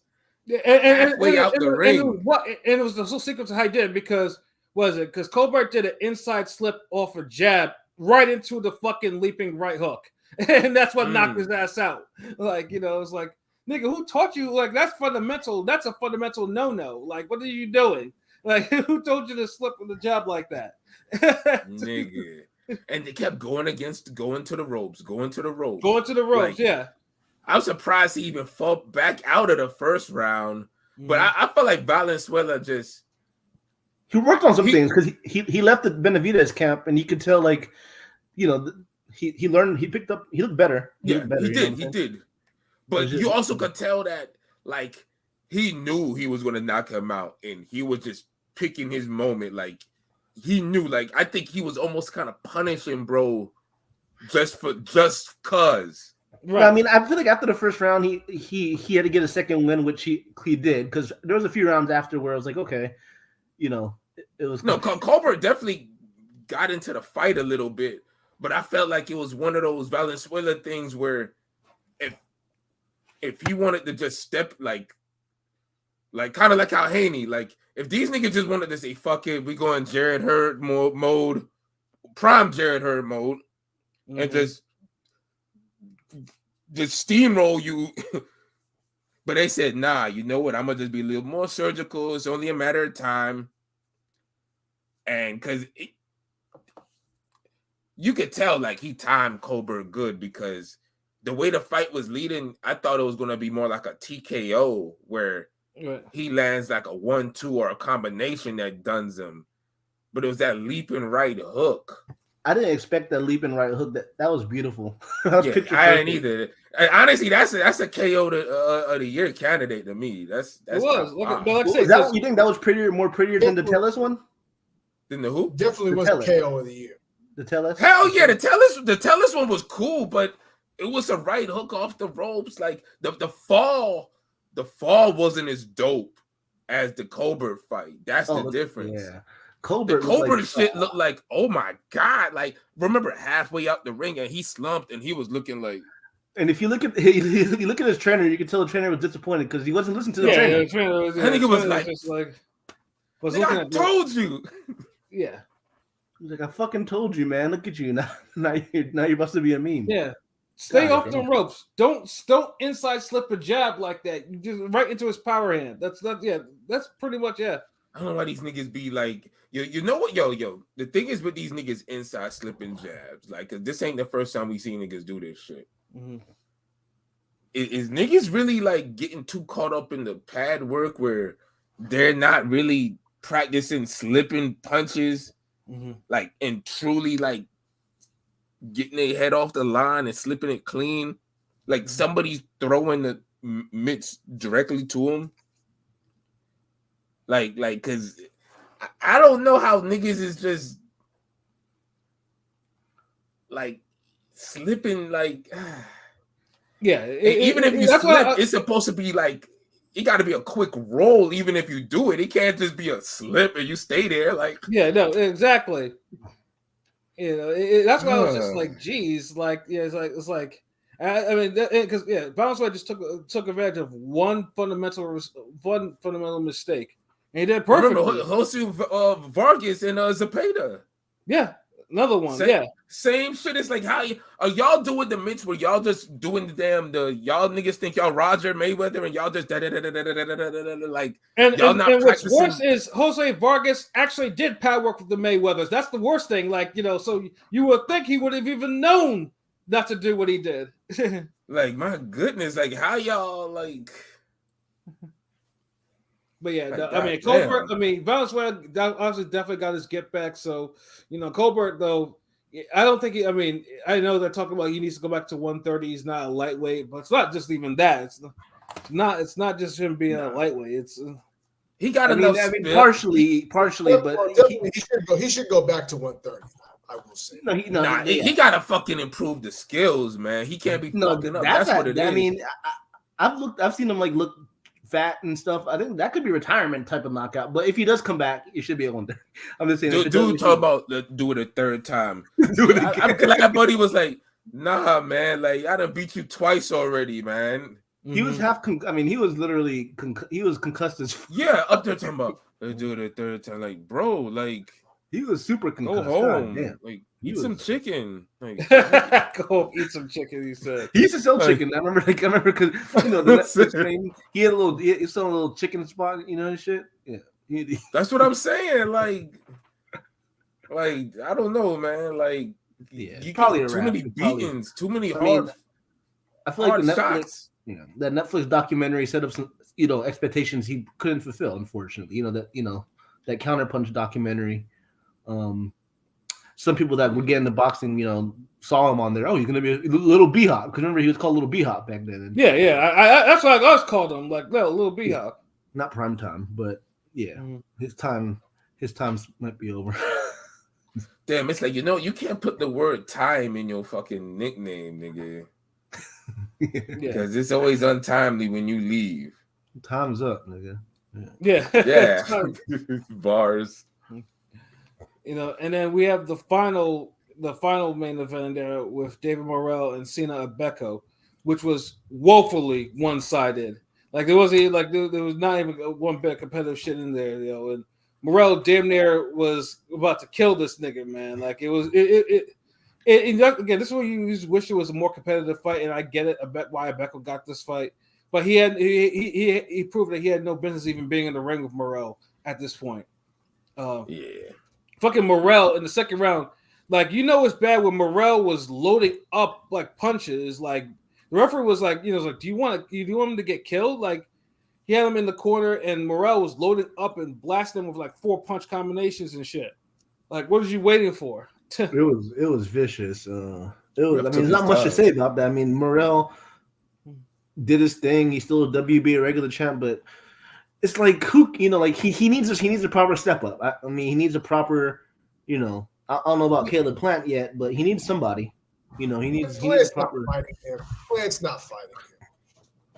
Like, I don't know. It's gonna be hard to get some of these guys in the ring with him because it's kind of start funny with Shishkin. That's all I'm saying. Yeah, Start with Shishkin. Jeez. Well, I'm saying, would you rather have Shishkin or the former champion Uzkatakady? You know what I'm saying? No, he was murdered. But hear me out. No, bro, stop. Hear me out. No, people are gonna be like, "Oh, no, I will not hear you." Bro. The executive decision, bro. We not hearing that one out. No, I want Shishkin, but for Morrell's profile, it's a former champion.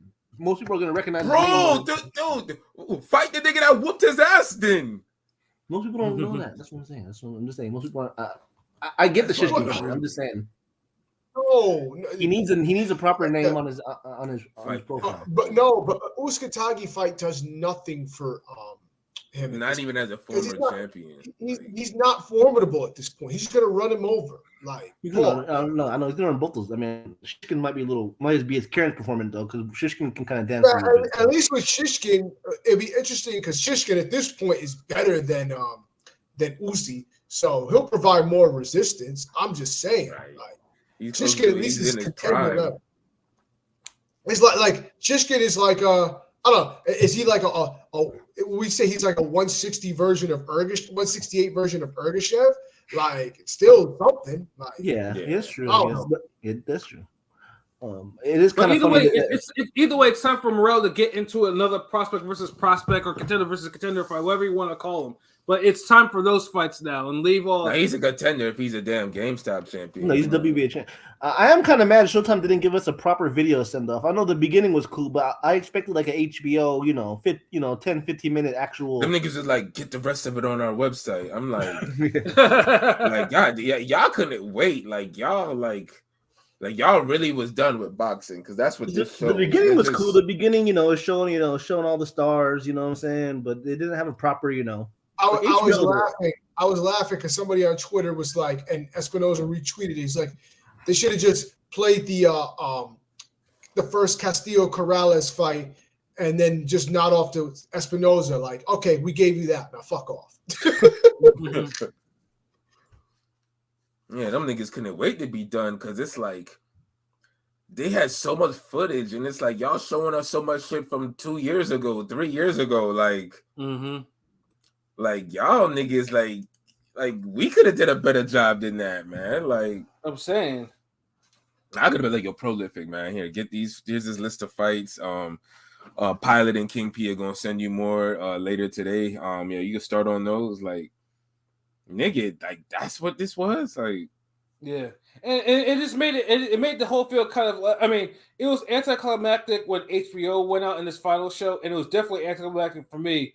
For this show too, it was just like, okay, that's it. Well, thank you for all your hard work, and yeah, I mean, it was so anticlimactic that I canceled Showtime like an hour after that. Like, I took it off my cable package. Like, that's how I was like, damn, this shit kind of was like that. It was just like that. Like, I was like, nah, okay, I'm done paying Showtime. But I'm also looking. I mean, they took out their Showtime. They discontinued the Showtime Anytime app too. So it's like, what the fuck am I paying Showtime for now? So it's like, that was done. Yo, these niggas. Yeah, and it's a shame, dude. But I mean, like I said, we're gonna get obviously the first PBC card in March of next year. So, and then also we'll get some more details if PBC is gonna have another channel or another platform outside of using Prime, because PBC has a roster. And Prime is only giving them so many dates and events and shit like that. So it's going to be interesting to see what they're going to do. We're going to have a lot of free time till then. So should be interesting. Yeah. Well, I mean, you got other platforms. There's plenty of time for other platforms to put in work. So now we can see what people are like, well, PBC is so bad for boxing. Well, you know what? Now we got some time off from PBC, so let everybody else put up good cards. So let's go. Yeah. Yeah, y'all got your wish. And truthfully, I mean that's a good segue because we have one card this weekend and another card obviously on Tuesday. But this card next week, these last two cards are like the last big cards of this year.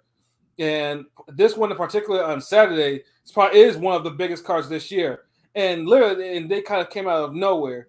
The Day of Reckoning, where His Excellency in Saudi Arabia, who is like the sports minister, is also a huge boxing fan. Now, obviously, we've talked about Saudi Arabia before. Hearn has used Saudi Arabia before.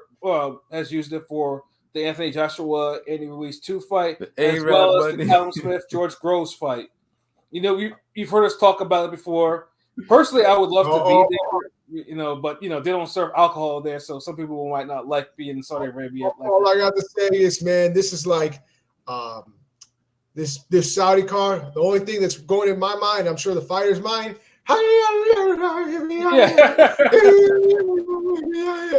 We're getting that money. But you have to understand too, like this card is like a miracle because this card did what American and British promoters could not do for like the last decade. Like they really tried to put a stamp on the end of the year. Right. You got Matchroom, you got Frank Warren with Queensberry, you got PBC fighters, you got top ranked fighters. You got solidified. You got 12 different promoters on this card, with Frank Warren being the lead promoter because this was supposed to be Fury versus Usyk in the main event. But of course, as you all know, Fury kind of struggled. Career mode glitch caused us to not get that in the main event. Yes, and got a little bit too much, and got a little bit more beat up than he probably expected to. Enough to warrant. Should have lost. Yeah, and enough to where they had to push it back as they're like, oh no, he's not Fury got the three red rings of death on his 360. Now we got to send it back and send it back and get it going. And we're gonna miss this fight. But like I said, though, I mean, the fact that these promoters came together, like this is my idea of a stacked card. Like this is like Don King levels of stack. Yeah, like if you ever see Don King back in his pay-per-views, dude used to load up like 6-7 fight undercards with and like there'd be title fights. Like it's good fights, but I mean the matchups. I don't know, man. I mean, nah, really? Hold on, okay. I need Wilder and Joshua. Go down each matchup, nigga. We gonna do the report card. I mean, if I play devil's advocate, it's a good card. I'm for it, but it's like come on, I want Wilder and Joshua. You understand that? You know what I'm saying? Like I really want, We know, but God, dude, like you act like we getting Wilder versus Jobber, Joshua versus Jobber. Yeah, and it's the thing too. This is legit. Yeah, Parker Wilder's a damn good fight. Yeah, that's true. Yeah. I report card. Parker Wilder.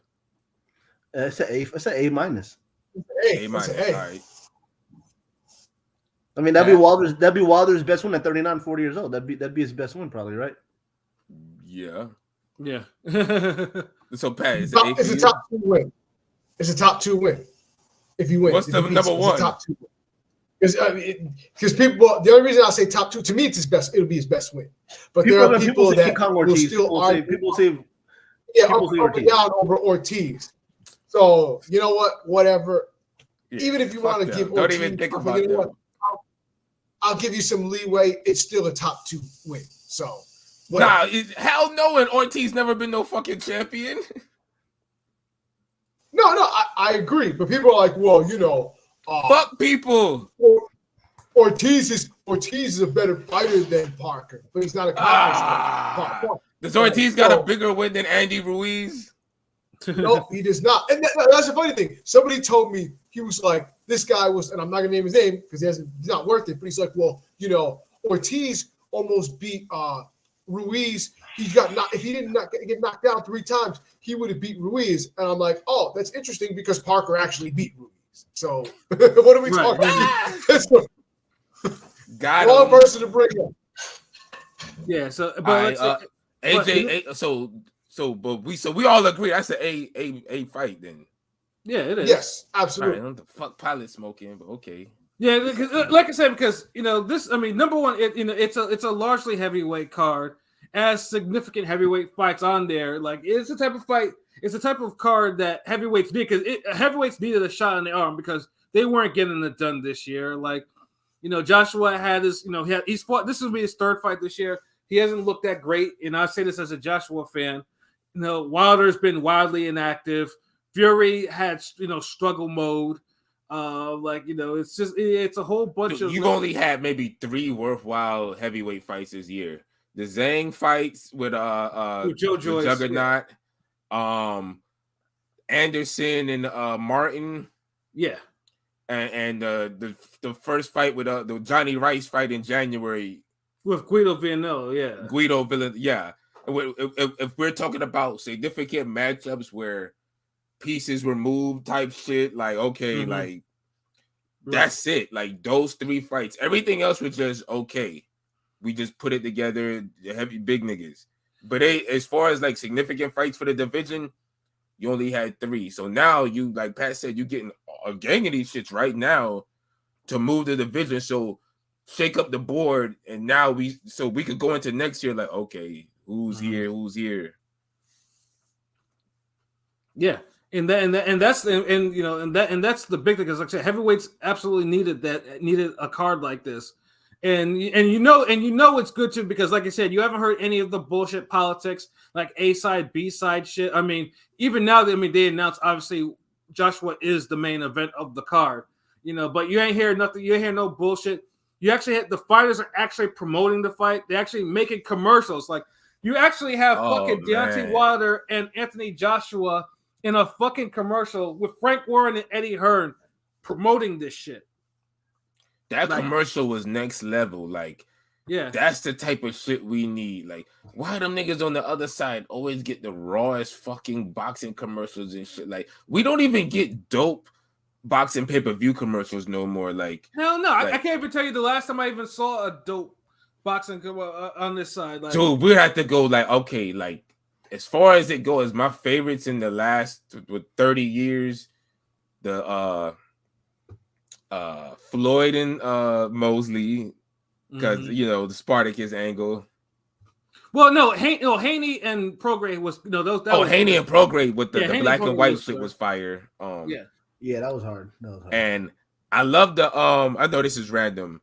The Mayorga de la Hoya. That was that shit was fire. With De La Hoya going through the walls, and it's like Mayorga's at the end on some like, I'm gonna fuck this dude up type shit. So like, but yeah, we don't even like, and them shits ain't even big budget. They just creative. But these niggas did a whole Day of the Reckoning. Yeah, Resident Evil, and they actually I thought zombie shit. And for a minute, I thought it was like animation or some shit or AI shit, but that's like it's actually them, like they're actually doing it, like acting, like fucking Herkovich. You got Herkovich, you got Otto Vollen as a fucking, you got Dimitri Bivol. The first zombie looked like Rick Glazer. The first zombie in that commercial looked like Rick Glazer.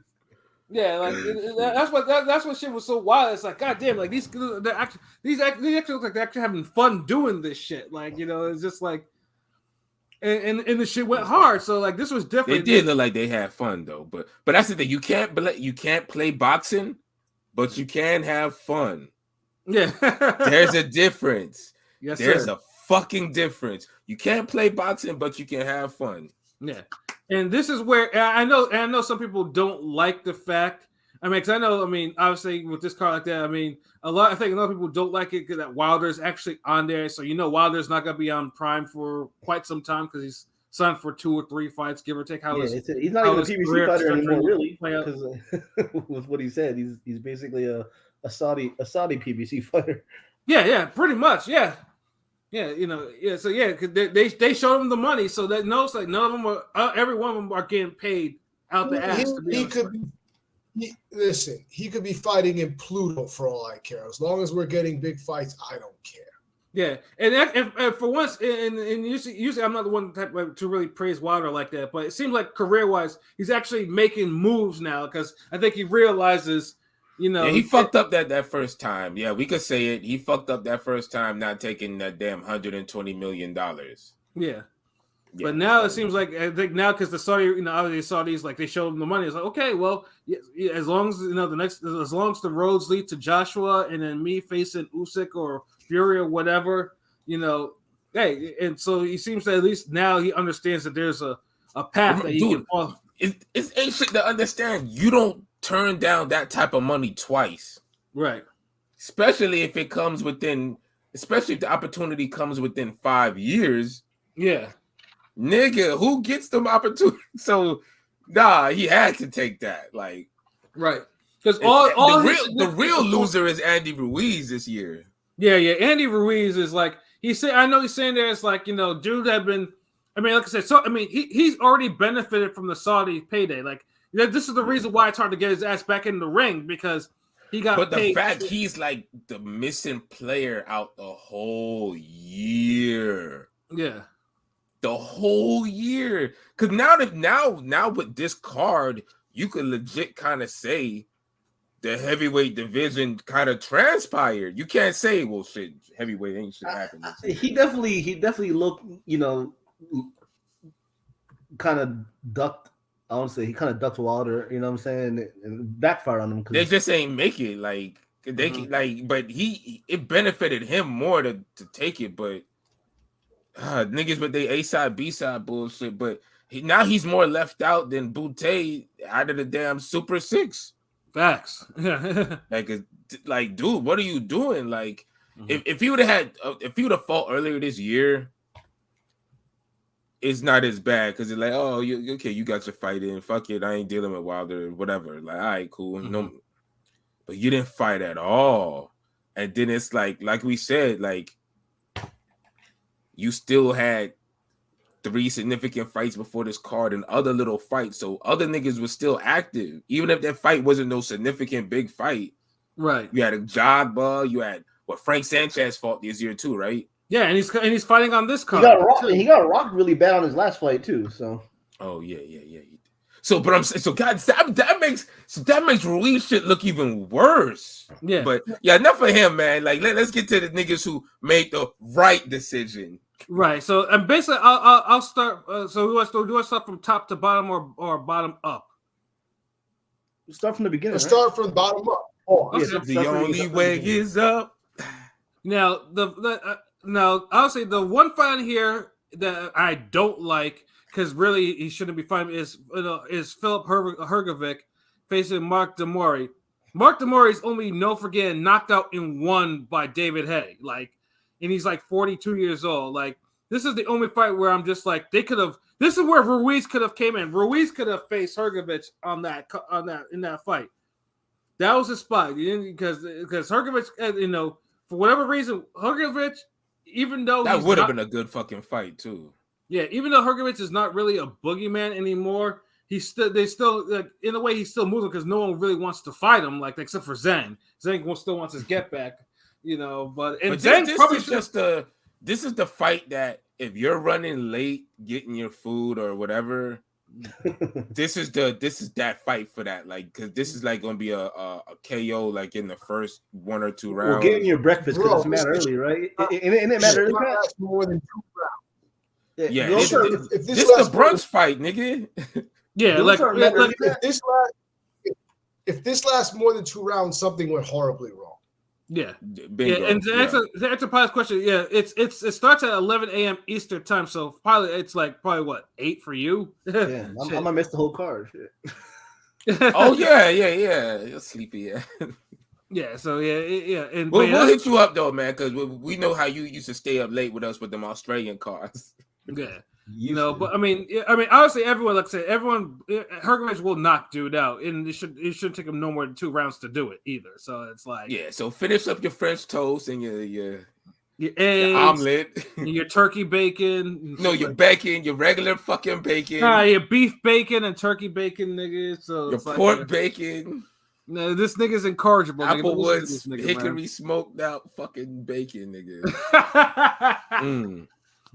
Yeah, so yeah. Or if you a real nigga, you eating leftover fried chicken or pizza or some shit from Friday. Yeah. And truthfully, that might actually be because I'm not cooking after Thursday shit. So that might actually be the move to have some leftover pizza in the fridge or some shit. Yeah. Then you know, got your little drink in there, and you're like, oh shit, boxing at 11 a.m. Yeah, nigga, it's gonna feel like Saturday in the 90s when motherfucking X-Men used to come on, nigga. Facts, nigga. You be like, boxing, boxing, nigga. Oh shit, I'm hyped. Fuck that, nigga. Yeah, and then after that, you have we mentioned before Frank Sanchez facing Junior Fa, and again, Sanchez is now in a fight where now he should really highlight real Junior Fa. He got rocked in his on the PBC YouTube card last fight he was out, so I expect him to get this guy out early because Junior Fa got Junior Fa is just garbage. Yeah, he's just big or whatever. Yeah, he's big. Like when old ass Lucas Brown can knock you the fuck out in one round, you're basically Frank Sanchez is basically a fight for him. Like, okay, look, you know, we're trying to sell you to the American public as a next fight for someone, so we need you to knock this big motherfucker out cold. Actually, hold on. Him and Herkovich got to look good so they could get matched up the next time. Well, yeah, Herkovich is, I mean, at least Herkovich gets the knockouts, you know, whatever. You know, he's having Sanchez has too. Last fight, but he got rocked really bad against some random jobber. So yeah, so Sanchez. No, it's still a brunch fight. Then this still a breakfast brunch fight, right? Yeah. But Sanchez should get rid of Fa. I mean, does anyone think any other, like, you know, Sanchez might get 4 rounds? Sanchez in 3 or 4. Yeah, Sanchez we talking about, so I'll go 4. Yeah, I'll probably go with 5. Sanchez in what? In 3? Oh, okay. Yeah. 3 or 4 makes sense. Yeah. Pick one, nigga. 4. Oh, okay. Well, all I know is if Fa wins, my parlay is gonna be blown to hell because there's no parlay I'm putting in that has this nigga win it. So, and he's not going to. It's not going to be. Oh yeah. Better make up a new one on the fly. Better make up a new one on the fly if he wins. Yeah, exactly. I'm like, oh no. This like, I ain't gonna lie. This ain't the fight that just place everything on one bet parlay. Like you gotta hit like 3 and 4 different mix and match. Bets. Yeah, mix and match. Yeah. I already have one parlay in. Next parlay I'm putting in there is more round based rather than just flat out like win or lose. I guess it's a little bit more predictions because. But yeah, that one I'm not. Yeah, that one is. Yeah, Junior Fa it should not win. If he wins, I'm gonna be pissed because none of my parlays is gonna have him winning. So, that's just the way it is. And then the next fight after that it's a weird one because you have one that's been undefeated for a long time and you don't know why, and then you have one who's been on the ESPN Plus cards in Canada, beating down motherfuckers. We got Makhmudov and Ajay Caballo. Now Caballo is weird because he has a win over Derek Chisora when he was still serviceable, like when Chisora was actually still a player in the heavyweight division. Yeah, and that was so long ago. Yeah, and then he's only fought like once a year after that against old. He ain't done diddly squats since. Which is the weirdest thing. Like he apparently he was like, you know what? I don't think I want to go up any higher than Chisora. So if Makhmudov doesn't knock this fool the fuck out, I'll be incredibly surprised. Damn, so hold on, another brunch. Nah, this would be a first round. Makhmudov has that tard strength. Makhmudov is a fucking. I mean, I've seen him in person. Like I've seen him that motherfucker is big as shit. Like he's a big. He's the guy on top condition. So we should be getting This might be a quick card. I mean, unless they pace it, this might be a quick ass card. This might be a quick. Well, the first. Oh, I don't want all that goddamn celebrating and bullshit. Oh Lord, have mercy. These niggas, yeah, man. Wait, hold up. Is it Bivol gonna be on the card too? Yeah, I haven't gotten to that shit, nigga. Yeah, he going. Y'all said from the bottom up, right? Yeah. Probably. This is the third fight we just did. Yeah, I'm just making sure. I'm just confirming. I'm not saying let's go to that one now. I'm just confirming. Yes, and Makhmudov, like I said, dude, he should probably get rid of dude probably within 3 rounds, max, unless dude gets on his bike. Fuck that! Get on his bike shit. niggas cut the ring off every day, B. That shit ain't no excuse. Mark, even though he struggled against Takam, he knocks these level guys out. So yeah. Caballo, it seemed that dude has wasted his opportunity. Like, I mean, for the fact, they got him. Like, hey, this is a step up fight for him, but he should get knocked the fuck out. Like, this should be another highlight reel type of fight. Like, Brush, they ain't no distance gonna be lasting unless he gets on his bike and runs around the fucking ring. And then fourth fight we have what was supposed to be a cruiserweight title fight, which would probably just be the ring title. We have Jai Apatea, the ring and lineal cruiserweight champion. He dropped the title, right? Yeah. Well, I wouldn't say he dropped it because IBF was going to strip him. He dropped it for the money. He dropped it for the bag. I can't. He throws the money over the belt. I do it too. Cruiserweight, no offense. It's cruiserweight. Yeah, you can get that bag. Yeah, because the Saudis, because he's getting $650,000 for this fight, and he signed for 3 fights, so he's getting like $2 million easy. And that type of money is not really shown at cruiserweight like that. So it's like not at all. Yeah, take that bag. Fuck it. Yeah. So he gets $65K. Yeah, so he's facing someone. He's facing probably the only person here I've never seen fight in this whole card, with Ellis Zorro, who's 17-0. And judging by what I saw on YouTube, Jai probably doesn't have too much to worry about. He'll probably beat dude down. Yeah, Jai got skills. Jai got super skills. Yeah, although I think at least the Saudis, when they actually try to make a highlights for Zorro, they actually made highlights for Zorro, which was again. People are actually putting effort into actually promoting some of the opponents on this shit too. So and then of course he's 17-0. I hope he has some highlights. Yeah. If I'm 17-0 and I don't have highlights, then it's a problem.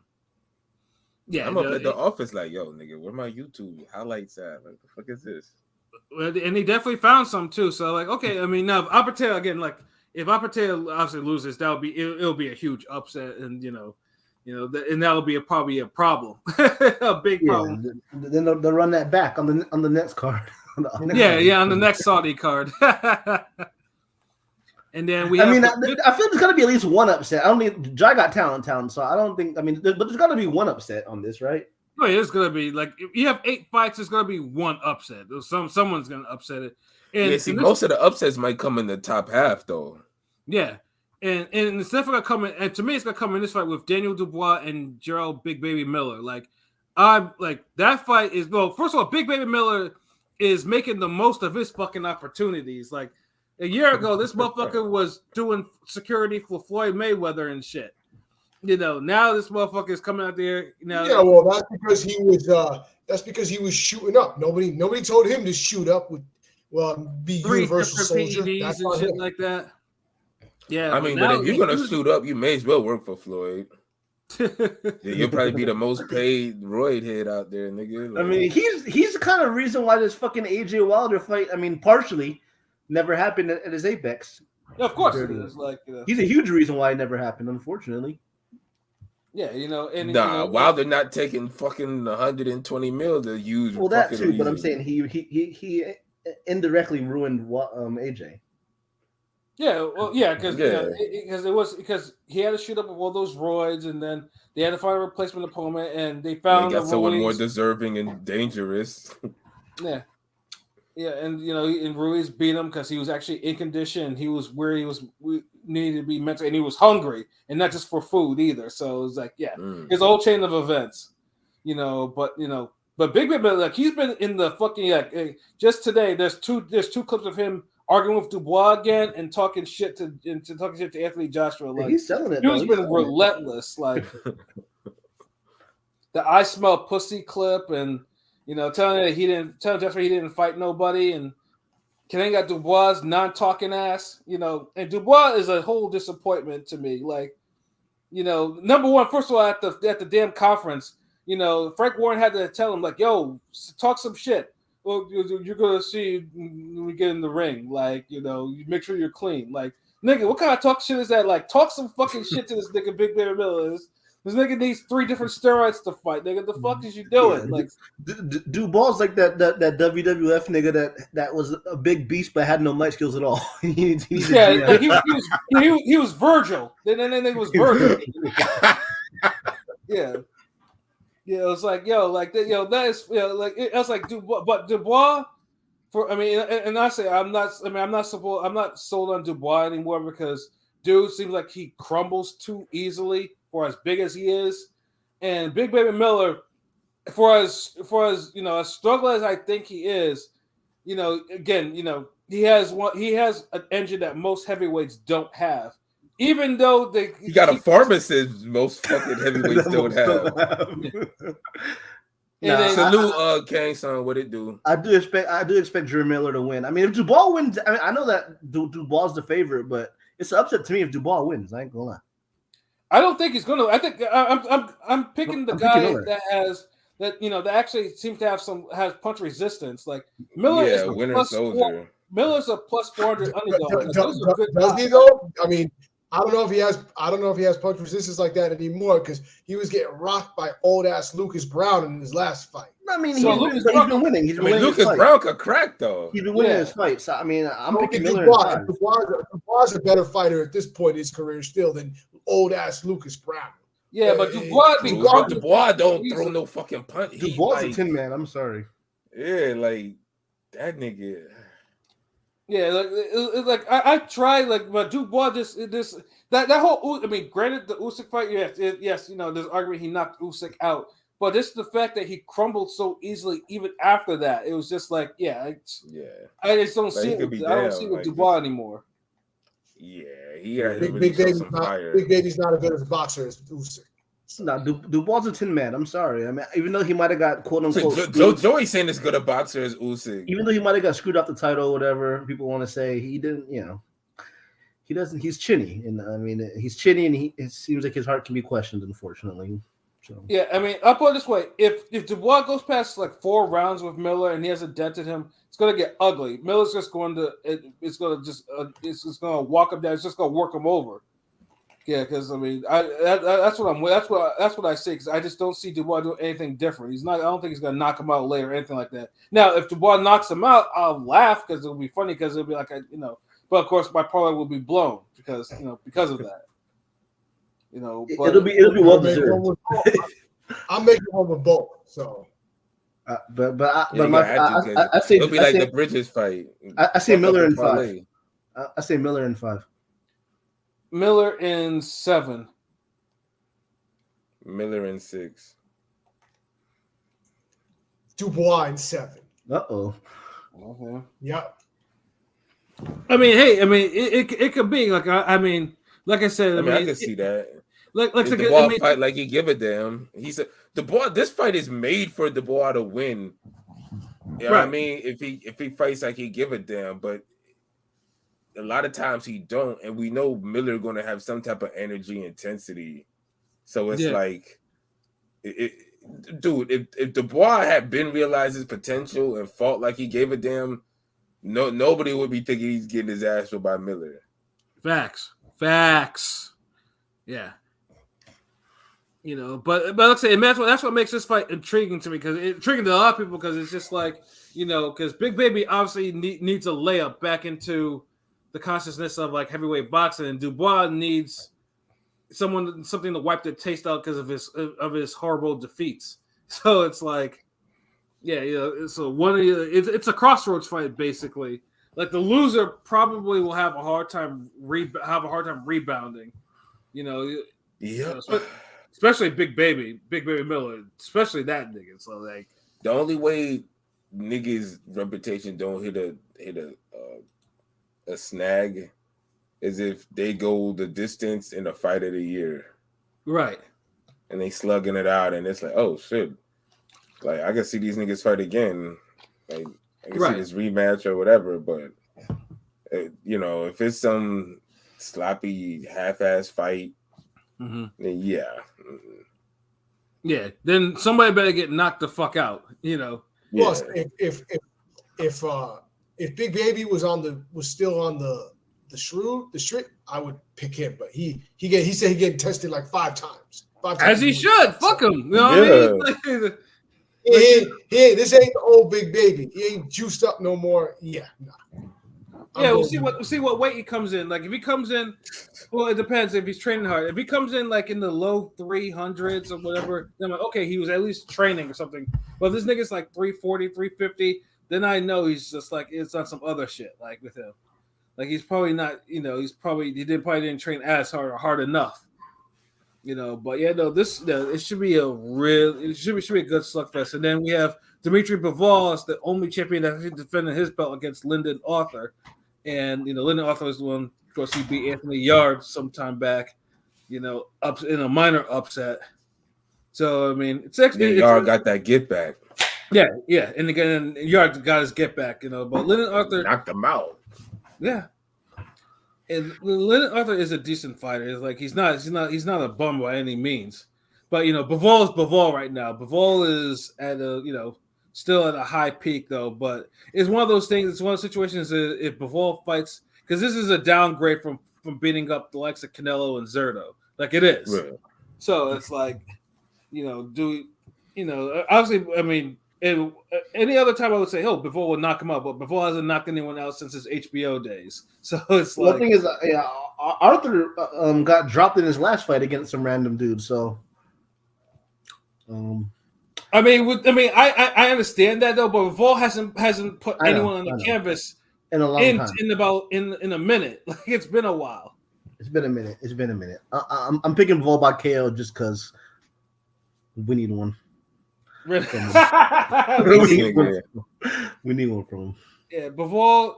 To me, Bivol. I'm gonna pick a decision, and only because, like I said, in front of things too, I remember dudes stopping people, but I just don't think he's gonna do it. It'll probably be one of those situations. He'll probably just fight in first gear, unless Lyndon shakes him up a little bit, which is possible. Yeah. It probably won't happen. P, what about you? Got possible stinker on it though. Them two jabbing ass niggas. Yeah. This is a UD Vol. So yeah. UD Vol with another UD. He ain't beat nobody else up, but I'm not gonna say it. You think it'd just be a decision fight, man? King P done said it, yo. Either it's gonna be a stinker. I'm picking Bivol and 8. I'm trying to be positive here. I'm trying to be optimistic. I mean, it's possible. Look, if Bivol gets aggressive with it and just ups the volume. Yard's been hurt before. He's been stopped and dropped, whatever. So Bivol has the goods to do it if he wants to, but it's up to him really. And usually, if it's up to him, he gonna decision a nigga. Right.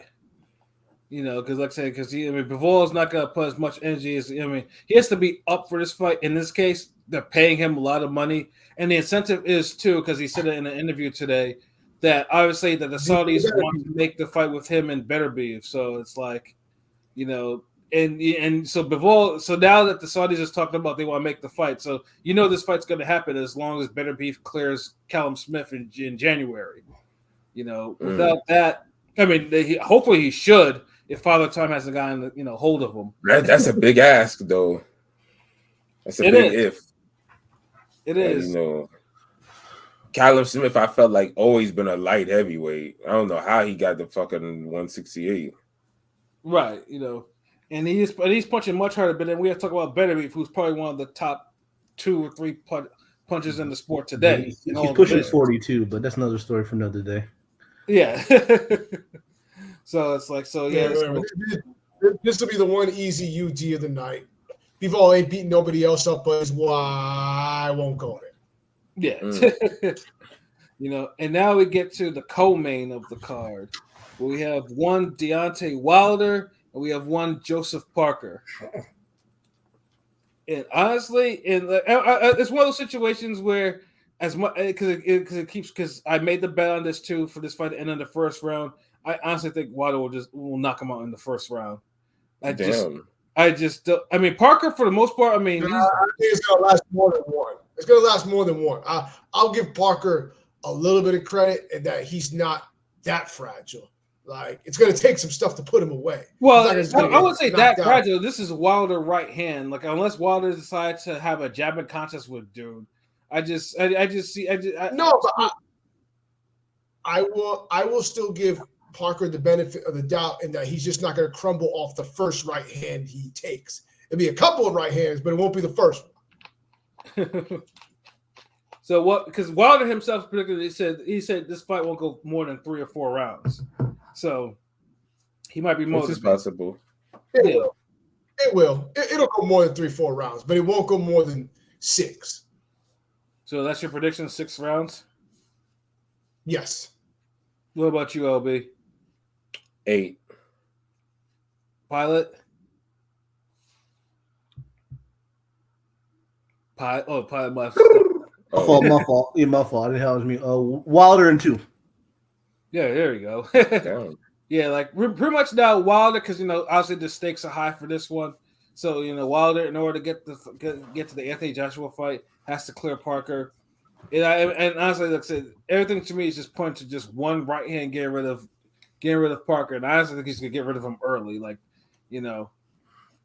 I just think Parker a little too savvy, a little too focused now for it to be that simple. And he has a decent chin. He got little quick hands for the power. Like, he's going to be one of the guys who has the firepower to kind of go at Wilder.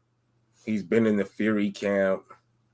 Like, I see Parker giving Wilder a little bit of issues, but that's a good point. He wasn't a Wilder. He wasn't right. And on top of that, he's been acting like this is going to be Joseph Parker's 4th fight this year.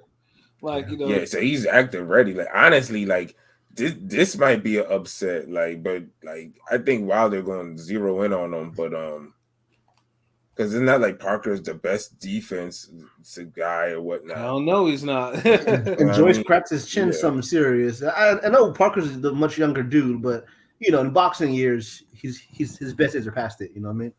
Bro's not that much younger. He's 33. He's the same age. Me and Parker are the same age. He ain't a spring chicken. No, I know, but I'm saying for a heavyweight, 33 is relatively young. But in his case, he's peaked a long time ago. You know what I'm saying? That Ruiz fight was like almost 10 years ago, like almost 6-7 years ago. Yeah, 8, 9. And then Wilder is 38, and he's only had one fight in the last 2 years. So it's like, that's the thing. Like, I mean, honestly, the later this fight goes, the more it favors Parker, obviously, because it's like, Wilder has not gone 12 rounds in a while, and he's not, he hasn't been in the ring like that. So it's like. There's only so many times, like I said, if the right hand doesn't land within, like I said, it could be trouble for him, But I think Wilder knows because he needs this fight. He needs this fight like immediate because he has to get this. If he loses this fight, his legacy is not going to be pretty. It's not going to be pretty damn good. Nope. Yeah, he needs this win. I mean, this arguably would be his best win, so he definitely needs this. Yeah. So man, Quan Chi talking shit. Shuttleworth asleep. So, I'm struggling, but I'm up, nigga. Yeah, he's a soldier. It's late. It's past midnight. Yeah, like, yeah. Well, for him, he's a vampire usually. I took a nap earlier, but it's like. Just sitting here, y'all got to remember, like, we sitting here in one spot talking boxing, and there'll be little dull moments because this ain't no hype, funny shit. Like, we talking about Wilder Parker, where it's like, it's a good fight, no one expected to happen, so we just trying to see what round a nigga gonna get knocked out in. Right. But there's a possibility, like this is one of those cards where you could do one parlay on everybody for an upset, or just like pick 3 upsets, and you might hit one of these. One of these. What fight, real quick, do you think has the best chance of upset? I already said mine. I said the Miller fight. That's the biggest. The Miller fight. And hold on, Miller's the underdog, right? Yes, yeah. Miller's the underdog. Yeah. So I would say the Miller fight. He's only winning it. And at least with the Miller fight, it's easier because he's only getting a KO. If Miller wins, it's going to be by knockout. It's going to be by stoppage. I could see an avenue for Dubois winning either a decision or by KO. So I don't even think Dubois be damn active enough. He could lose a fucking decision and shit. Right. But easily. But it's yeah. I mean, Dubois and Miller is the fight I'm tapping for a short upset. And then do a parlay with Miller, Parker, and Valin. And then for some reason, people are also tapping on Valin actually upsetting Anthony Joshua in the main event too. There's a lot of that. There's a better chance of that. I feel like. Huh? That is not happening. I'm sorry, y'all are gassing the fuck out of me. I'm more worried about Parker Wilder than Valin Joshua. Yeah, I'm more. I think Wallen's more. I think Wallen's more live dog to me than Parker is. That's just my opinion. Like what are Valin's advantages over Joshua? Because people are just hyping the fuck out of him. Like I've seen him fight a couple of times. Like he's not. I mean, he can box. He's good. He got skills. AJ is not the same guy he once was. He's good, but he's not that. But I'm saying AJ is a damn near broken man. It feels like he ain't that fucking broken. I think about this, pilot. Yo, is Valin any much better than Jermaine Franklin? They're about the same level, right? Forgot all about Franklin. We'll see. No, I'm just asking you now. Nigga. I don't know. They fight Saturday. Ain't you seen enough of them already? I have to say, for now, yes. They're about the same little. Because didn't Wall like who Wallen's beating Brazil. He's beaten. Well, he lost to Fury. He beat Gassiev. He beat Gassiev. He beat Gassiev recently, which is a pretty good win. So that's who it was, Gassiev. So. Yeah, so and of course, like I said, Valin in the rightful world would have been the first to stop Tyson Fury had the commission didn't start cheating. They should have, that was fucking cheating him and shit like that. But yeah, it was Valin is like a wild card because you don't really know his true abilities in his division. He has that one loss and he should have won, so it's like he's a good opponent for Anthony Joshua now because Anthony Joshua.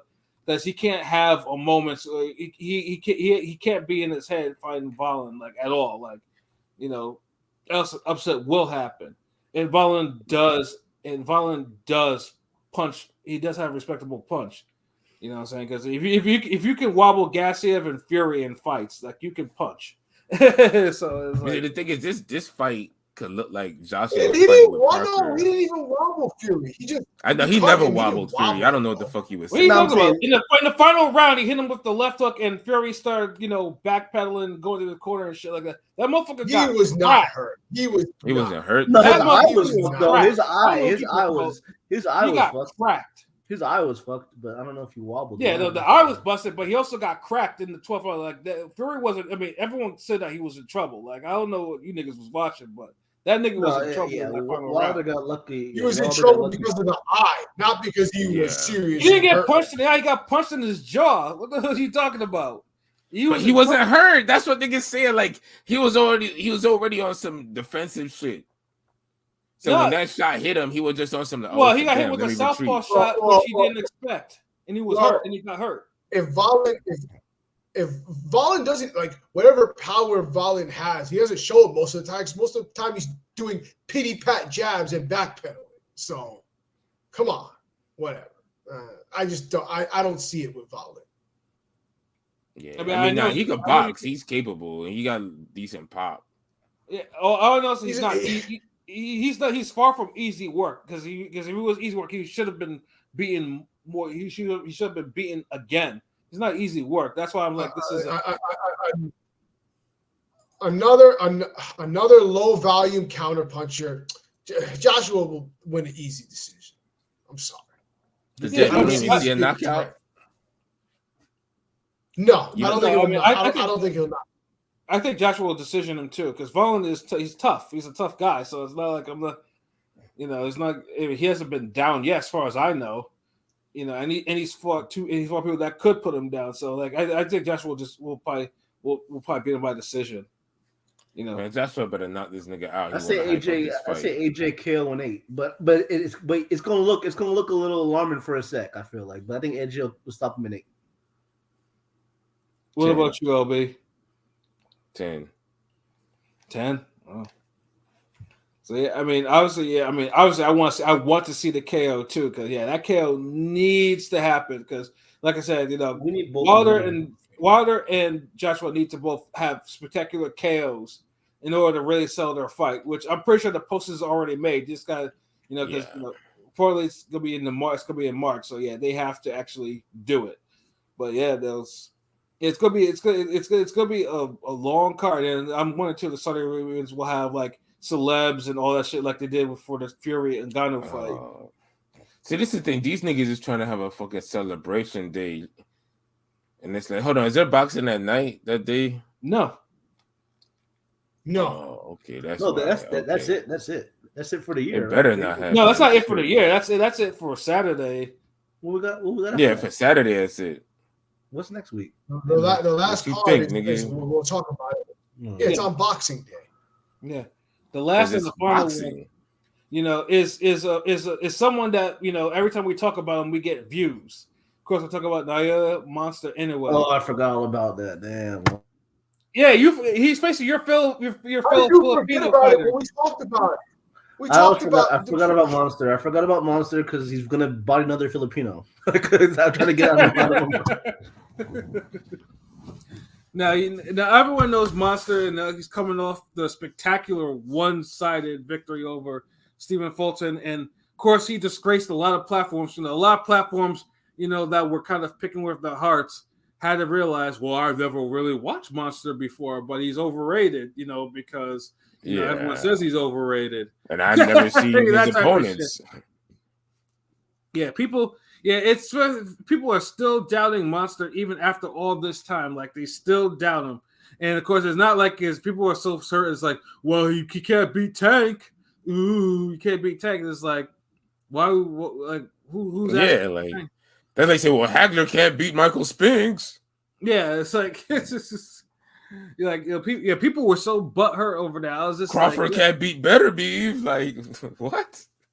Yeah, it's like people were so like it was a lot of platforms just not knowing shit. Like it was disgraceful seeing platforms like, well, this Chinese guy, like I heard it, and everyone says he's good, but he's like overrated, or oh no, it's white supremacy that's pushing them to the top. Or they don't want no black fighters and blah blah blah. It's like it's not even black. It's not a black or white or Asian thing. And this is what they say. It's like Monster is just that fucking good. Like he's a fucking monster. He's a fucking monster, man. Yo, niggas are jumping out with essays and we don't know the people on his record, except old ass Donaire. Old ass Donaire is the only one that actually give him a really hard fight. Like people like context people. Like you can't talk about someone and not know their actual fucking who they've actually beaten. Said it before. Fulton is trying to do that though. Yeah, Fulton is not the benchmark to Monster's greatness. That motherfucker was great before the Fulton fight, and he's got greater.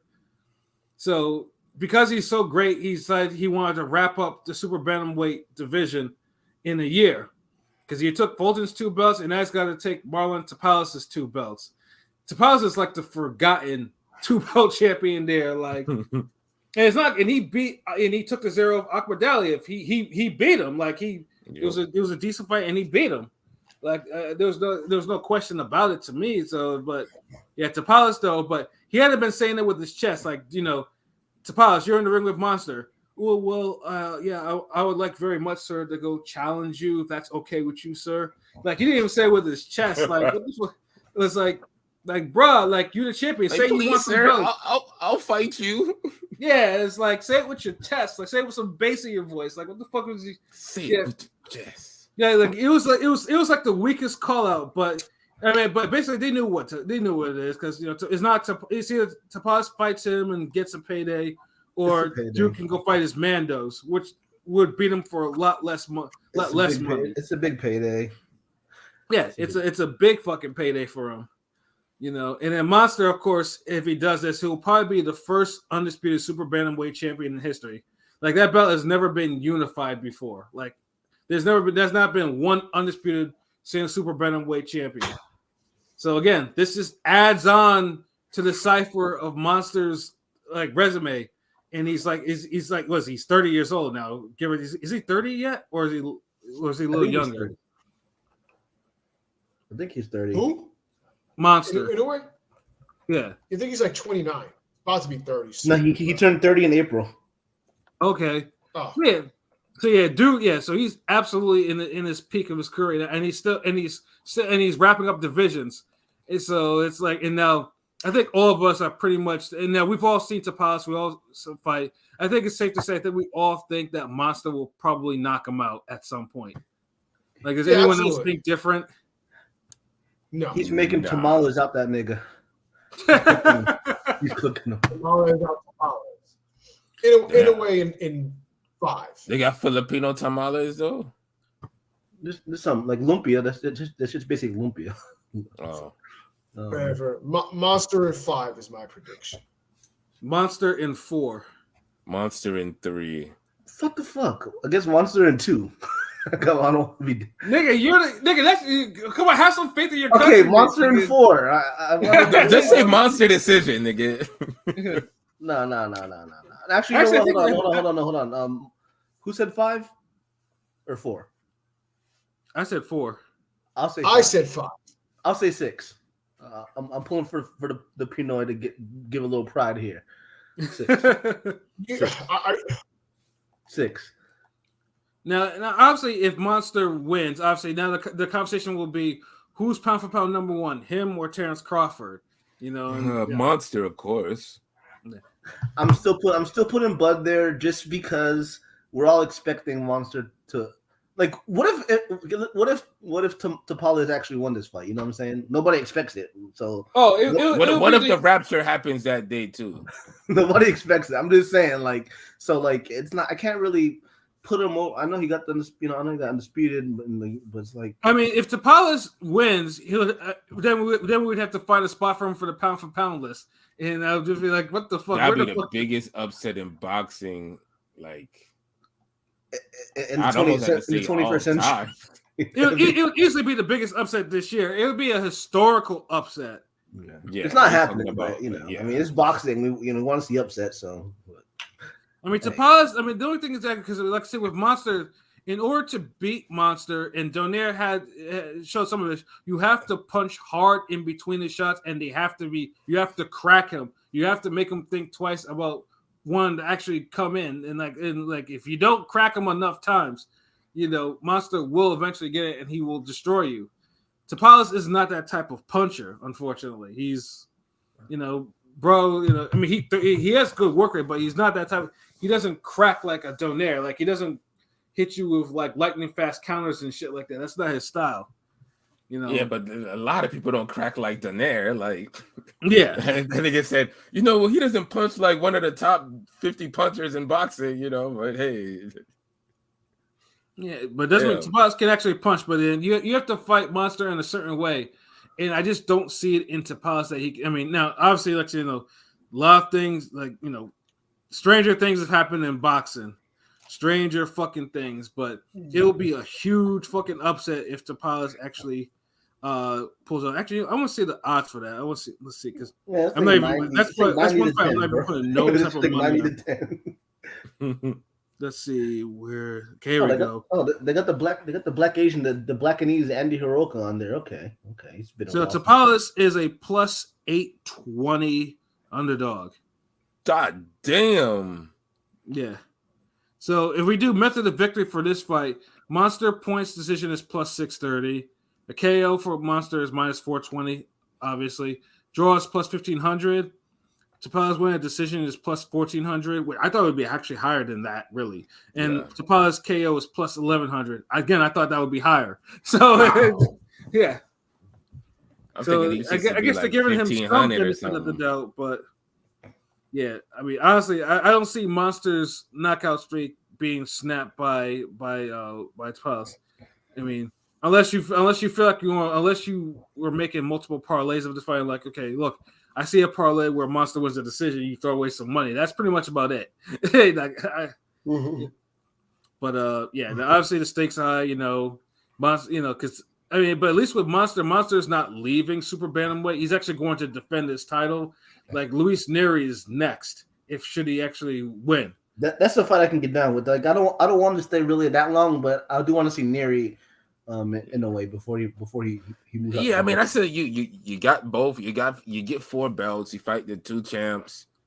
then you fight the name in the division or the and guy. Then get on with it. Yeah, then get on. Like, yeah, that makes sense. Yeah, because featherweight is clearly waiting for dude. Like, give him a couple more fights at super bantamweight after this one if he wins, and he should win. Yeah, and then he'll move up, I'm sure.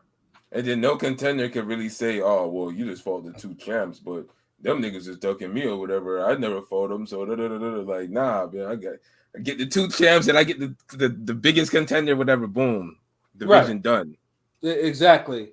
Just think about it. Like if we compare it to divisions, that's like somebody going up to light heavyweight, beating Bivol, Zerto, and Beterbiev. Yeah.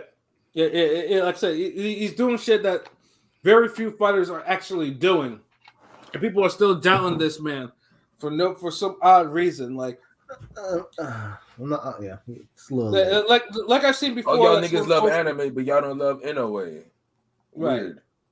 Yeah, and I know too, because I mean, obviously, there's a lot of fights that kind of called him out and saying, "Well, I could beat him from Bruce Shushu Carrington to Shushu been calling him out, yeah, to that Floyd's prospect Kermel, like they've all been calling him out, like it's American ignorance, but also I mean, it is what it is. Yeah, because you have to understand, Monster was fighting world titles in his 6th fight. Both these, Shushu's already in he's already in 10th or 11th fight or whatever. Like, Monster how many title fights he has? Like 6, like at least like almost 20 title fights already, right? Yeah, he's at 20. Yeah, that's crazy. Yeah. That's crazy. I mean, they have like 18 title fights at 30 at this day and age. Yeah, knocking off no championships that have not been KO'd before. They don't get knocked around, and he's been knocking them out. Like it's like left to right. Like that's a special fighter. Like Fulton. Got KO, like took bombs from Figueroa and all this shit, but couldn't handle Monster's power. Like that's a different Monster is a different guy, and like I said, people will know. People will absolutely know. Like I said, and of course that's the last fight of 2023, last big fight of 2023. And like I said, December's been a hell of a month, though. It has. Hold on, what day and time is that fight? That is Tuesday. That's a Tuesday morning. Mad early. Of course it is. Well, definitely mad early for you, nigga. Like, no, that's mad early for everybody, dog. I mean, I'm just saying. That's like. No, I mean that's not early for me. Like, let me see. Like, Prolific will be up. Clanarchy driving to work. Oh, I'm sorry for the Americans. That might be a fucked up time. See, that means I gotta remember to actually bring my fucking laptop into the. That was kind of bars though when you said anime to anime. I can actually watch the shit. I mean, it's true. Like, I mean, I was spitting. Yeah, I mean, Japan. I mean, like I said, Japan has like. Then they're not going to they're not going to do anything to accommodate us Americans. Like, no, they're going to look. Yeah. This is the time this is going to happen. Y'all just going to have to get up and watch. That's it. The niggas like me who don't be sleeping like that, and I mean, that's normal shit for us. But like I said, though, like Monster Fulton that summer morning, nigga, that was excellent. That was an excellent way to start the day, anyway. So it was all that's good. The best week of boxing, all year. Even though it was 2 blowouts, with the Spence and shit, but it's still a good week. We got the matchups we wanted. You know what I'm saying? It established the clear 1 and 2 in boxing. So that's what counts. But and then I say like I said, Japan, they do their thing, man. I love watching Japanese cards. Everyone's respectful, and the actions are usually like fades.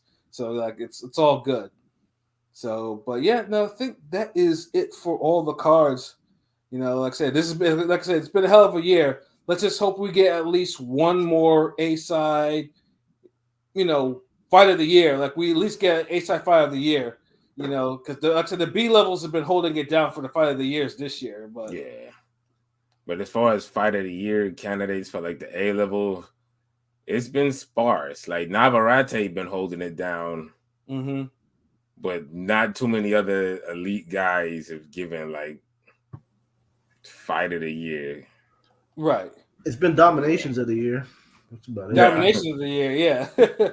And of course, we'll probably talk about that too when we do our end of the year stuff. And because 2023 there's a lot to take away, and it's a lot of performances of the year. Yeah, exactly. You know what I'm saying? But it's been a hell of a year. Like I mean, it's a promising year. So let's hopefully at least what happened in 2023 will build on to 2024. But yeah, I think it's time to wrap up with some final thoughts and we get up out of here. So LB, your final thoughts? Damn, nigga, you go to me first. What the fuck? Yeah, nigga. Get these little niggas out the way, man. I'm plugging shit, nigga. Come on. All right, Pilot, you final thoughts? Shouts out to everybody out there. Shouts out to even Quan Chi keeping the chat active with his or her trolling ass. But you know, check us out at ringingradio.com. Every platform imaginable. You know, 2023 was a great year. Look forward to us in 2024 with the Pizza Wars and everything in between. Yes, sir. Check us out on every platform. You know, we're literally every platform we're out there. So fuck with us. Stay safe. Merry Christmas, motherfuckers.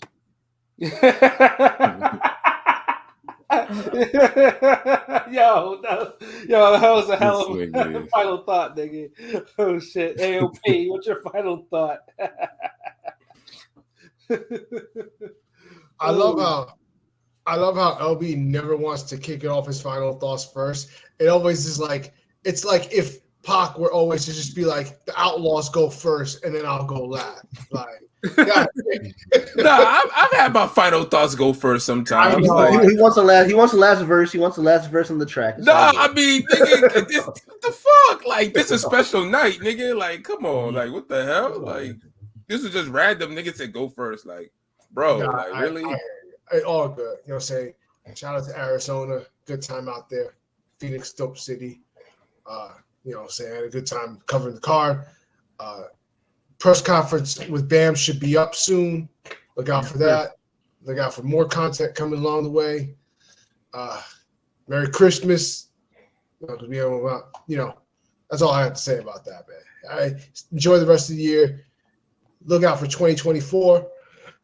We're going to kill it next year. Ring Gang going to kill it next year. Yes, sir.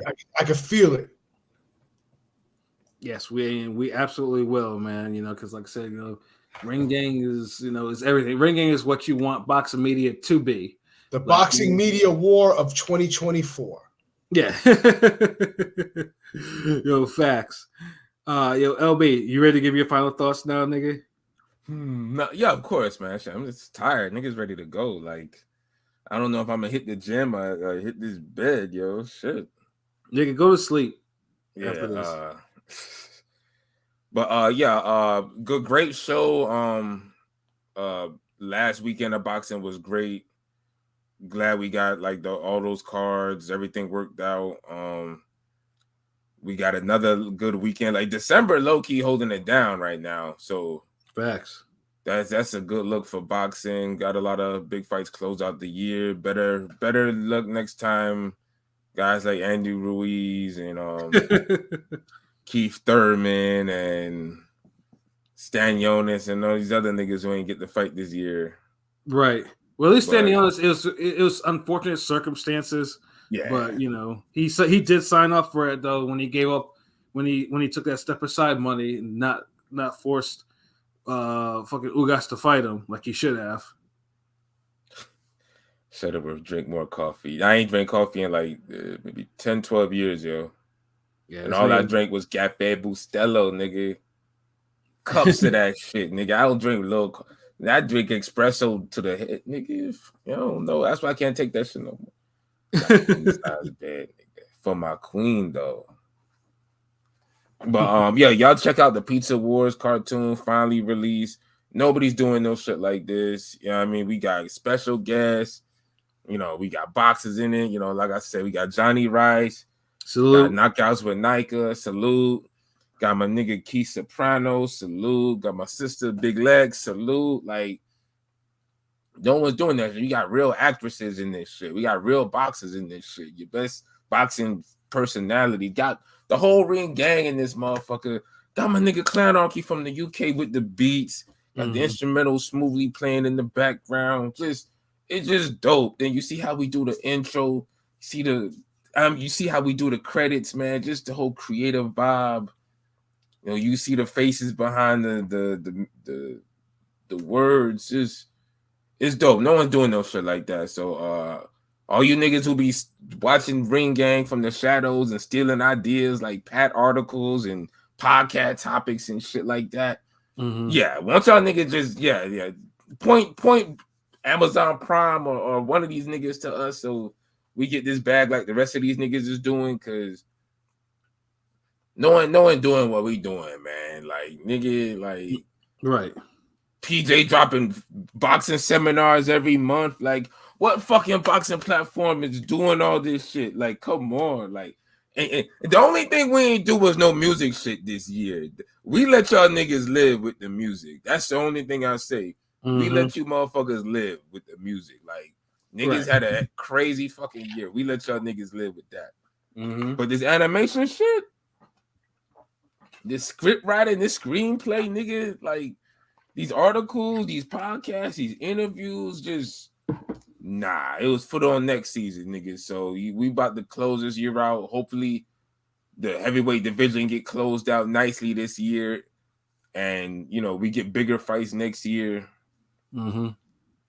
But yeah, and hopefully we gonna shot. We still shooting for Prolific on the podcast. We still trying to make that one day. Like him and DZ. Him and DZ, man. Well, although DZ has made an appearance before. Yes, that's true. That's true.